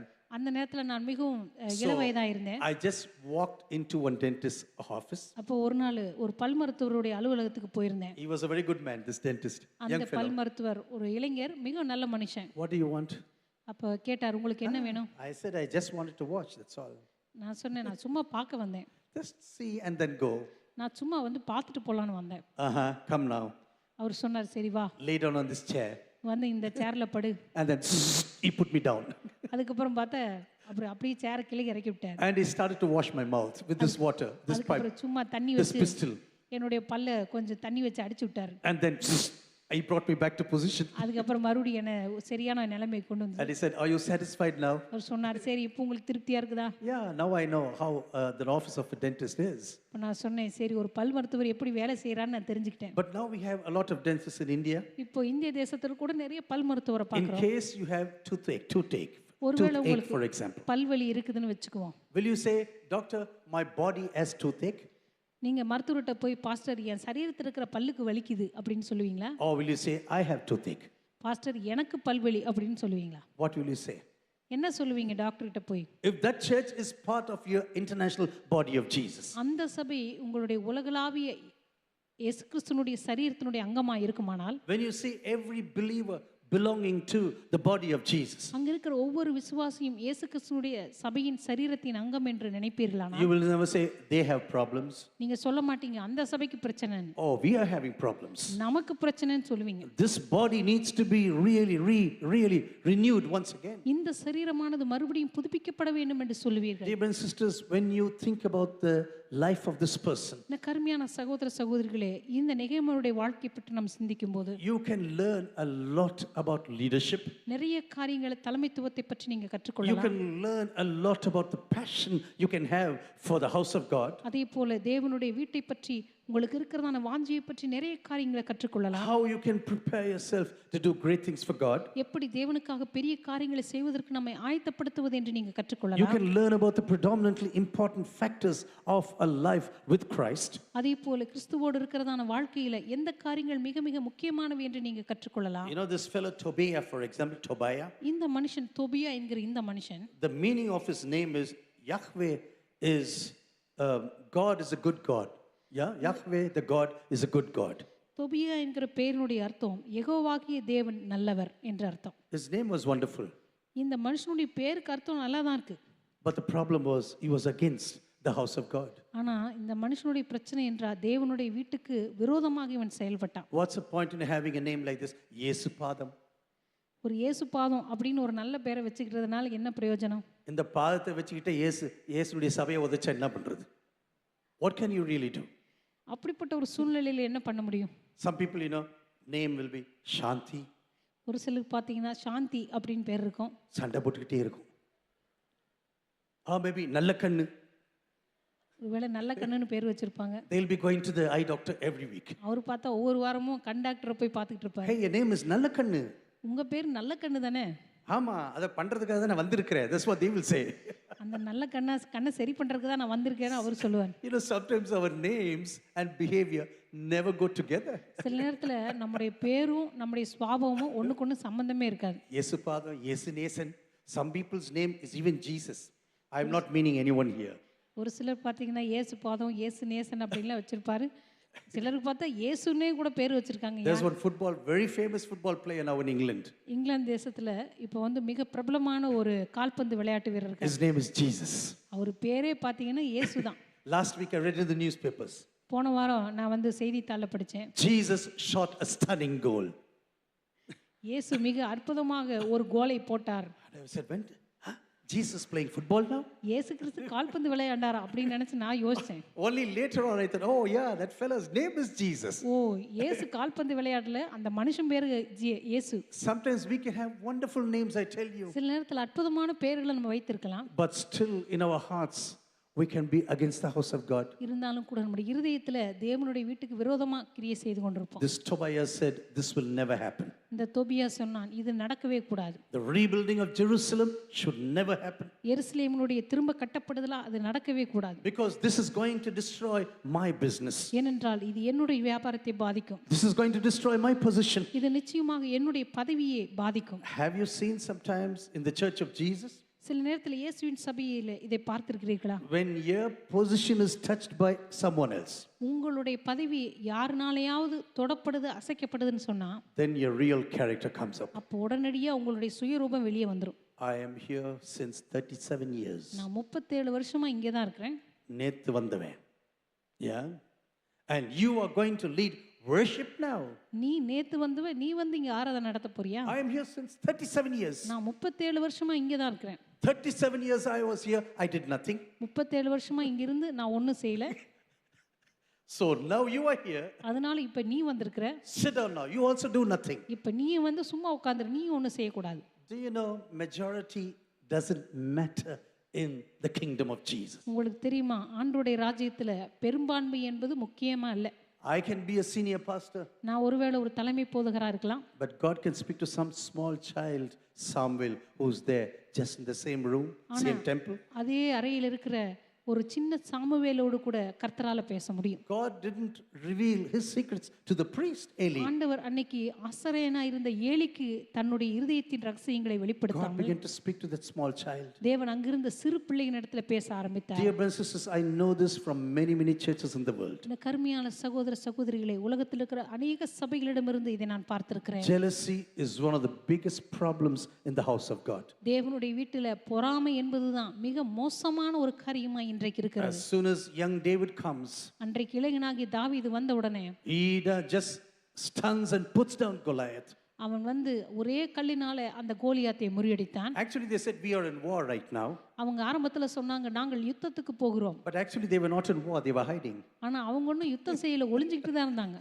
For some people, hiding is war, I tell ஒரு you. சிலருக்கு பாத்தீங்கன்னா ஒளிஞ்சிக்கிட்டு இருக்கிறது தான் யுத்தம் பண்றது போல. All of them are hiding right now. எல்லாருமே ஒளிந்து கொண்டிருந்தார்கள். And this young fellow comes, அப்பொழுது அங்க இளைஞனாகிய தாவீது வந்தான். the great singer of Israel, இஸ்ரவேல் தேசத்தினுடைய பெரிய பாடகன், handsome person, பார்ப்பதற்கு அழகானவன், full of the anointing of God. தேவனுடைய அபிஷேகத்தினால் நிரப்பப்பட்டவன். And now he says, hey, this fellow, I will get rid of him. தாவீது சொன்னான், இந்த கோலியாத்தா இவனும் பெரிய பிரச்சனை கிடையாது, All நான் of அவனை you are அடிச்சு தள்ளுவேன். hiding, all of you are hiding here. நீங்கெல்லாம் இவனை பார்த்தா ஒளிஞ்சிக்கிட்டு இருக்கீங்க.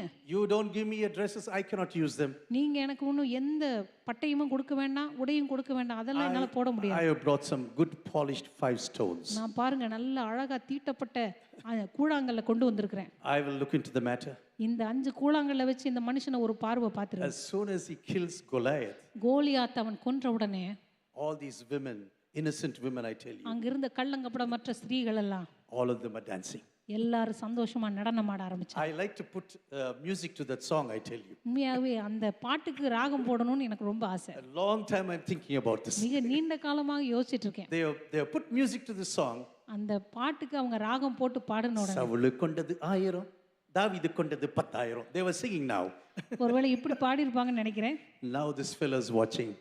உடனே சவுல் பார்க்கறான். Dei podia. What are you doing here? பொடிப்பையனே நீ வந்து இங்க என்ன பண்ணிட்டு இருக்க? I am the king of Israel. நான் இஸ்ரவேல் தேசத்தினுடைய ராஜா. I am still the king of Israel. நான் இன்னும் இஸ்ரவேல் தேசத்துல ராஜாவா இருக்கிறேன். These ladies are jumping around now இங்க இருக்கிற இந்த ஸ்திரீகள் எல்லாம் ஏதோ குதிச்சு பாடிட்டு இருக்காங்க. because you killed this great big fellow. நீ போய் அந்த ராட்சசனை கொன்றதுனால I will show you that you can never come to the throne. நீ சிங்காசனத்துக்கு எப்படி வரேன்னு நான் பாத்துறேன் உன்னை அப்படின்னு. How many times this has happened again and again in the church of Jesus? எத்தனை முறை இயேசுவின் சபையில் இது மறுபடியும் நடந்திருக்கிறது I தெரியுமா? will tell you one thing before I close. நான் முடிப்பதற்கு முன்பதாக ஒரு காரியத்தை சொல்ல விரும்புகிறேன். Never be jealous about the anointing of another person. தயவு செய்து இன்னொரு மனுஷனுடைய அபிஷேகத்தை பார்த்து நீங்க பொறாமைப்படவே படாதீர்கள். Just go along with this anointing. அந்த அபிஷேகத்தோடு கூட நீங்களும் இணைந்து செல்லுங்க. And when you have a big heart for the ministry of other people, நீங்க மற்றவருடைய ஊழியத்திற்காக ஒரு பெரிய இருதயத்தோடு இருக்கும்போது God will extend the length and breadth of the tent of your ministry. ஆண்டவர் நிச்சயமாகவே உங்களுடைய ஊழிய கூடாரத்தினுடைய அகலத்தையும் நீளத்தையும் அவர் இன்னும் அதிகமாக்கிக் கொண்டே போவார். God will be extending everything. ஆண்டவர் நிச்சயமாக எல்லாவற்றையும் அவர் விரிவாக்கிக் கொண்டே போவார். Because this God will tell like this. ஏனென்றால் இந்த தேவன் உங்களை பார்த்து சொல்லுவார், My son has a wide heart. என்னுடைய மகனுக்கு பெரிய விஸ்தாரமான He's இதயம் got a இருக்கிறது. wide heart. I should support him right அவனுக்கு ஒரு now. பெரிய இதயம் இருக்கிறது, அவனுக்கு நான் ஒத்துழைப்பு கொடுக்கணும். I want every eyes to be closed. எல்லார் கண்களை மூடும்படியாக கேட்டுக்கொள்கிறேன். Before we go away from this place, இந்த நாளில் இந்த இடத்தை விட்டு நாம் கடந்து செல்வதற்கு முன்பதாக dear brothers and sisters, I pray that the spirit of Nehemiah really touches us. நெகேமியாவுடைய அந்த ஆவியானது நம்முடைய வாழ்க்கையை பற்றி பிடிக்கும்படியாக நாம் ஜெபிக்க That we தொடங்குவோம். close our eyes and begin to pray this evening. கண்களை மூடி இந்த மாலை வேளையில் நாம் ஜெபிக்க ஆரம்பிக்கலாம். Lord, I need the heart of Nehemiah. ஆண்டவரே நெகேமியாவுடைய இதயத்தை எனக்கு நீர் தாரும் ஆண்டவரே. Lord, I may be sitting in a prosperous place right now. ஒருவேளை ஆண்டவரே இப்பொழுது நான் மிகவும் ஒரு வசதியான இடத்திலே அமர்ந்து கொண்டிருக்கலாம். Lord, I may be living in a palace of prosperity. ஆண்டவரே ஒருவேளை செழிப்பின் அரண்மனையிலே நான் வாழ்ந்து கொண்டிருக்கலாம். I could be totally secure in my position. ஒருவேளை என்னுடைய பதவியானது மிகவும் முற்றிலும் பாதுகாக்கப்பட்ட ஒரு நிலைமையில நான் அமர்ந்திருக்கலாம். But when I look into the ruins lives around me, ஆனால் என்னை சுற்றி இருக்கிறதான உடைந்து போன வாழ்க்கைகளை நான் பார்க்கும்போது Lord, when I see the situation of the Church of India, ஆண்டவரே இன்றைக்கு இந்திய தேசத்தில் இருக்கிறதான சபைகளுடைய நிலைமையை நான் பார்க்கும்போது when I see the ruins of the churches all across the nations, ஆண்டவரே தேசம் எங்கிலும் உடைந்து போய் கிடக்கிறதான சபைகளுடைய நிலைமைகளை நான் I பார்க்கும்போது can never be quiet. I can never be quiet. ஆண்டவரே என்னால் ஒருபோதும் அமைதியா இருக்க முடியாது, ஒருபோதும் அமைதியா இருக்க I முடியாது. cannot even stand when I look into such messages. ஆண்டவரே அப்படிப்பட்ட செய்திகளை நான் கேள்விப்படும் போது என்னால் நிற்க கூட முடியவில்லை. My knees bow down automatically. ஆண்டவரே என்னுடைய முழங்கால்கள் தானாகவே I முடங்குகின்றன. want to raise my hands and begin to praise you, Lord. ஆண்டவரே என்னுடைய கரங்களை உயர்த்தி உம்மை நான் துதிக்கிறேன். Lord, here am I. Take me into your hands right ஆண்டவரே now. இதோ அடியேன் இருக்கிறேன், உமது கரத்தில் என்னை எடுத்துக்கொள்ளும். Lord, take me into your hands this evening. ஆண்டவரே இந்த மாலை வேளையில் என்னை உமது I கரத்தில் want to be எடுத்துக்கொள்ளும். useful in your kingdom this ஆண்டவரே evening. உம்முடைய ராஜ்யத்தில் இந்த மாலை வேளையில் நான் பிரயோஜனமுள்ள ஒரு பாத்திரமாய் மாற விரும்புகிறேன். When I look into the situation of the Church of Jesus, ஆண்டவரே இயேசுவின் சபையினுடைய சூழ்நிலையை நான் உற்று நோக்கும்போது Lord, I can never be quiet. ஆண்டவரே என்னால் ஒருபோதும் அமைதியா இருக்கவே Lord, முடியாது. I can never be quiet. ஆண்டவரே என்னால் ஒருபோதும் அமைதியா இருக்கவே I will முடியாது. be running and running and running for you. ஆண்டவர் உமக்காக நான் ஓடுவேன் ஓடிக்கொண்டே இருப்பேன். Even when this way is too hard for me. ஒருவேளை இந்த பாதை மிகவும் கடினமானதா இருந்தாலும் கூட, Even when this distance is too much for me. ஒருவேளை நான் கடக்க வேண்டிய தூரம் மிகவும் தொலைவாக இருந்தாலும் கூட, Even if you're the place to which you're calling me is totally in rubble. ஆண்டவரே என்னை அழைக்கிற இந்த இடமானது முற்றிலும் அது கல்மேடுகளாக காணப்பட்டாலும் சரி, Where the gates have been burnt down right now. ஆண்டவரே அதனுடைய வாசல்கள் எல்லாம் அக்கினியால் சுட்டெரிப்பட்டு Lord, I கிடந்தாலும் know சரி, you can restore everything. ஆண்டவரே உம்மால் எல்லாவற்றையும் புதுப்பிக்க முடியும் என்று நான் Lord, I விசுவாசிக்கிறேன். know that you can restore everything. ஆண்டவரே உம்மால் எல்லாவற்றையும் புதுப்பிக்க முடியும் I என்று நான் want every விசுவாசிக்கிறேன். hands to be raised up in the presence of the Lord. எல்லாரும் தேவனுடைய சமூகத்தினுடைய கரங்களை உயர்த்தி ஜெபிக்க When you look ஆரம்பிக்கலாமா? into the situation, my dear brothers and sisters, எனக்கு அருமையான சகோதரர்களை உங்களை சுற்றி இருக்கிற சூழ்நிலையை நீங்கள் we must பார்க்கும்போது start crying out to God this நாம் evening. தேவனுடைய சமூகத்தில் இந்த மாலை வேளையிலே கதறத் தொடங்குவோமா? Lord, I cannot stay quiet in this ஆண்டவரே situation. இந்த சூழலை பார்த்து கொண்டு என்னால் அமைதியா இருக்கவே முடியாது. I cannot be quiet about the thousands of ruins lives around me. ஆண்டவரே என்னை சுற்றி இருக்கிறதான ஆயிரக்கணக்கான உடைக்கப்பட்ட வாழ்க்கைகளை பார்த்து கொண்டு என்னால் அமைதியா இருக்கவே முடியாது. I cannot bear the pain of seeing these churches that have been totally touched by Satan. ஆண்டவரே இயேசுவின் சபையானது சாத்தானால் தொடப்படுவதை பார்த்து கொண்டு என்னால் அமைதியா இருக்கவே Lord, முடியாது. I want every church to be renewed. ஆண்டவரே ஒவ்வொரு சபையும் உயிர்ப்பிக்கப்பட நான் விரும்புகிறேன். Let every life be rebuilt once ஆண்டவர் again. அங்க இருக்கிற ஒவ்வொரு ஆத்துமாக்களும் Let உயிர்ப்பிக்கப்படுவார்களாக. every church be rebuilt in the name of Jesus. ஆண்டவர் ஒவ்வொரு சபைகளும் இயேசுவின் நாமத்தினால் எடுத்து கட்டப்படுவதாக. Through the power of the Holy Spirit. பரிசுத்த ஆவியானவருடைய வல்லமையினாலே Lord, pour out your Spirit upon us ஆண்டவரே this உம்முடைய evening. ஆவி இந்த மாலை வேளையில் எங்கள் மீது ஊற்றும்படியாக நான் Pour out your ஜெபிக்கிறேன். Spirit upon us this ஆண்டவரே evening. உம்முடைய ஆவி எங்கள் மீது இந்த மாலை வேளையில் ஊற்றும்படியாக நான் ஜெபிக்கிறேன். Lord, give us this vision for the house of God. ஆண்டவரே தேவனுடைய வீட்டுக்கான ஒரு தரிசனத்தை எங்களுக்கு தருவீராக. Lord,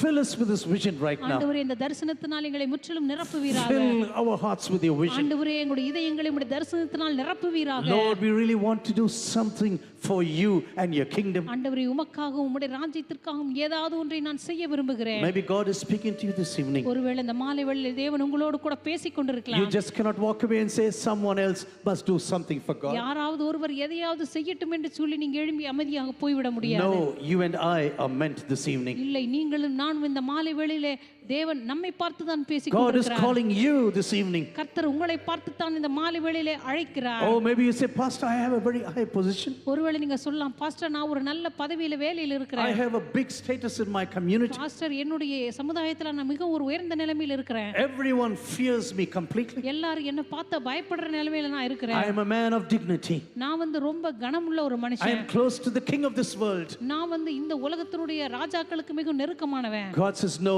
move closer to the king of the heavens right ஆனால் now. ஆண்டவர் சொல்லுகிறார், இல்லை, பரலோக ராஜாவினிடத்திற்கு நீ நெருங்கி வர வேண்டும். Come closer to the king of the heavens right now. இல்லை, பரலோக ராஜாவினிடத்திற்கு நீ நெருங்கி வர வேண்டும். I am calling you to do my will. நான் என்னுடைய சித்தத்தை செய்யும்படியாக உன்னை அழைக்கிறேன். Maybe God is speaking to you this evening. ஒருவேளை இந்த மாலை வேளையில் தேவன் உங்களோடு கூட பேசிக் Where you say, கொண்டிருக்கலாம். yes, Lord, I will follow you. ஆமா ஆண்டவரே, உம்மை நான் பின்பற்றுவேன் என்று சொல்லுவோம். Lord, I will follow you. ஆண்டவரே, நான் உம்மை பின்பற்றுவேன். Lord, give me this pain in my heart about the church of Jesus. ஆண்டவரே, இயேசுவின் சபை குறித்ததான ஒரு வேதனையை, ஒரு பாரத்தை எனக்குள்ள நீர் கொடுப்பீராக. About the lives that have been totally destroyed. ஆண்டவரே, அழிக்கப்பட்டு கொண்டிருக்கிற வாழ்க்கைகளை பார்த்து I need the power of the Holy Spirit ஆண்டவரே, பரிசுத்த ஆவியானவருடைய வல்லமை எனக்கு தருவீராக. to step out boldly to take decisions right ஆண்டவரே, now. தைரியமாக எழும்பிச் சென்று முடிவுகளை எடுக்கும்படியாக, தீர்மானங்களை எடுக்கும்படியாக முடியாக to do something for you and your kingdom, ஆண்டவரே உமக்காக உம்முடைய ராஜ்யத்துக்காகவும் ஏதாவது ஒன்றை செய்து முடிக்கும்படியாக not to think about the palace of my life, ஆண்டவரே என்னுடைய வாழ்க்கையினுடைய அரண்மனைகளை பற்றி நான் சிந்தித்துக் கொண்டிருக்காதபடிக்கு but to pray for the ruins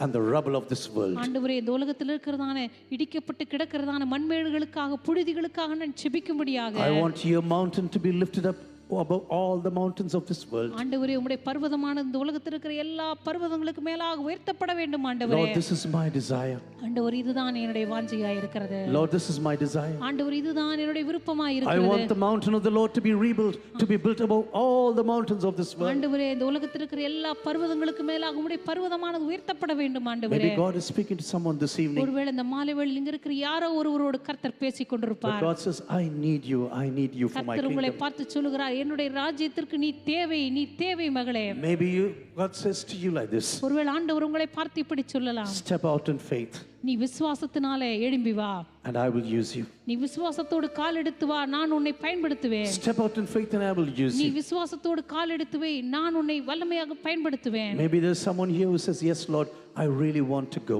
ஒருவேளை இந்த மாலை வேளையில் இங்க இருக்கிற யாராவது ஒரு சொல்லலாம், ஆமா ஆண்டவர் உண்மையாகவே நான் போக I want to be விரும்புகிறேன். useful to your kingdom. ஆண்டவரே உம்முடைய ராஜ்யத்துக்கு நான் பிரயோஜனம் உள்ளவனாக இருக்க விரும்புகிறேன். I don't fear anything ஆண்டவர் எதை பார்த்து நான் பயப்பட மாட்டேன், because you are with me.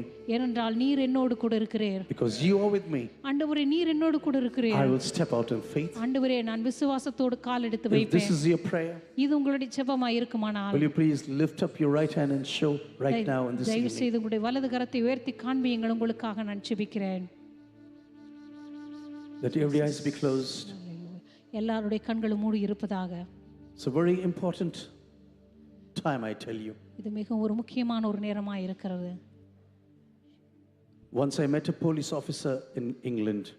ஒரு முறை இங்கிலாந்து தேசத்துல ஒரு காவல் அதிகாரியை நான் சந்தித்தேன். You know, you're preaching about Nehemiah, he told to me. அவர் என்னை பார்த்து சொன்னார், நீங்க நெகேமியாவை பத்தி பிரசங்கம் பண்ணுகிறவர் அல்லவா? My life turned upside down on that evening. அந்த மாலை வேளையில் என்னுடைய வாழ்க்கை தலைகீழாக மாறியது. The department told me, we are going to give you a gold watch. அங்க இருக்கிறதான அந்த என்னுடைய பணித்துறை சொன்னது, உங்களுக்கு சீக்கிரத்துல ஒரு தங்க கடிகாரம் பரிசாக வழங்க போகிறோம். And a big promotion. அதே போல உங்களுக்கு ஒரு பெரிய பதவி உயர்வு காத்திருக்கிறது. And I told them, no, I am not moving. நான் உங்களை பார்த்து சொன்னேன், இல்ல எனக்கு இந்த வேலை வேண்டாம். I'm concerned about the house of God here in this town. இந்த பட்டணத்தில் இருக்கிறதான தேவனுடைய வீட்டை பற்றி நான் அக்கறை கொண்டிருக்கிறேன். As he was sharing his testimony to me, அந்த நாளில் அவருடைய சாட்சி என்னோடு கூட அவர் பகிர்ந்து கொண்ட போது, I pray that many Nehemiahs will step out for the kingdom of Jesus. நான் ஜெபித்தேன், ஆண்டவரே இதே போல் இன்னும் அநேக நெகேமியாக்கள் விசுவாசத்தினால் அவர்கள் எழும்பி வர நான் ஜெபித்தேன். I pray that God touches you, encourages you. இந்த மாலை வேளையில் தேவன் உங்களை தொட்டு உங்களை தைரியப்படுத்துவாராக. However difficult things can be, ஒருவேளை உங்களை சுற்றி இருக்கிற சூழ்நிலை எவ்வளவு கடினமாக இருந்தாலும் சரி, if God calls you out, தேவன் உங்களை வெளியே வரும்படி அழைப்பாரானால், even after 140 years, ஒருவேளை 140 வருஷங்களுக்கு பிற்பாடு கூட he will fulfill the calling. அவர் நிச்சயமாக உங்களுடைய அழைப்பை அவர் நிறைவேற்றியே தீருவார். He will fulfill. அவர் நிறைவேற்றுவார். For man it is impossible. மனிதனால் கூடாத காரியங்கள், For man it is impossible. ஒருவேளை மனிதனுக்கு அவைகள் கூடாதவைகளாய் இருக்கலாம். For God everything is possible. ஆனால் தேவனாலே எல்லாம் கூடும். Everything is possible. எல்லாம் தேவனாலே கூடும்.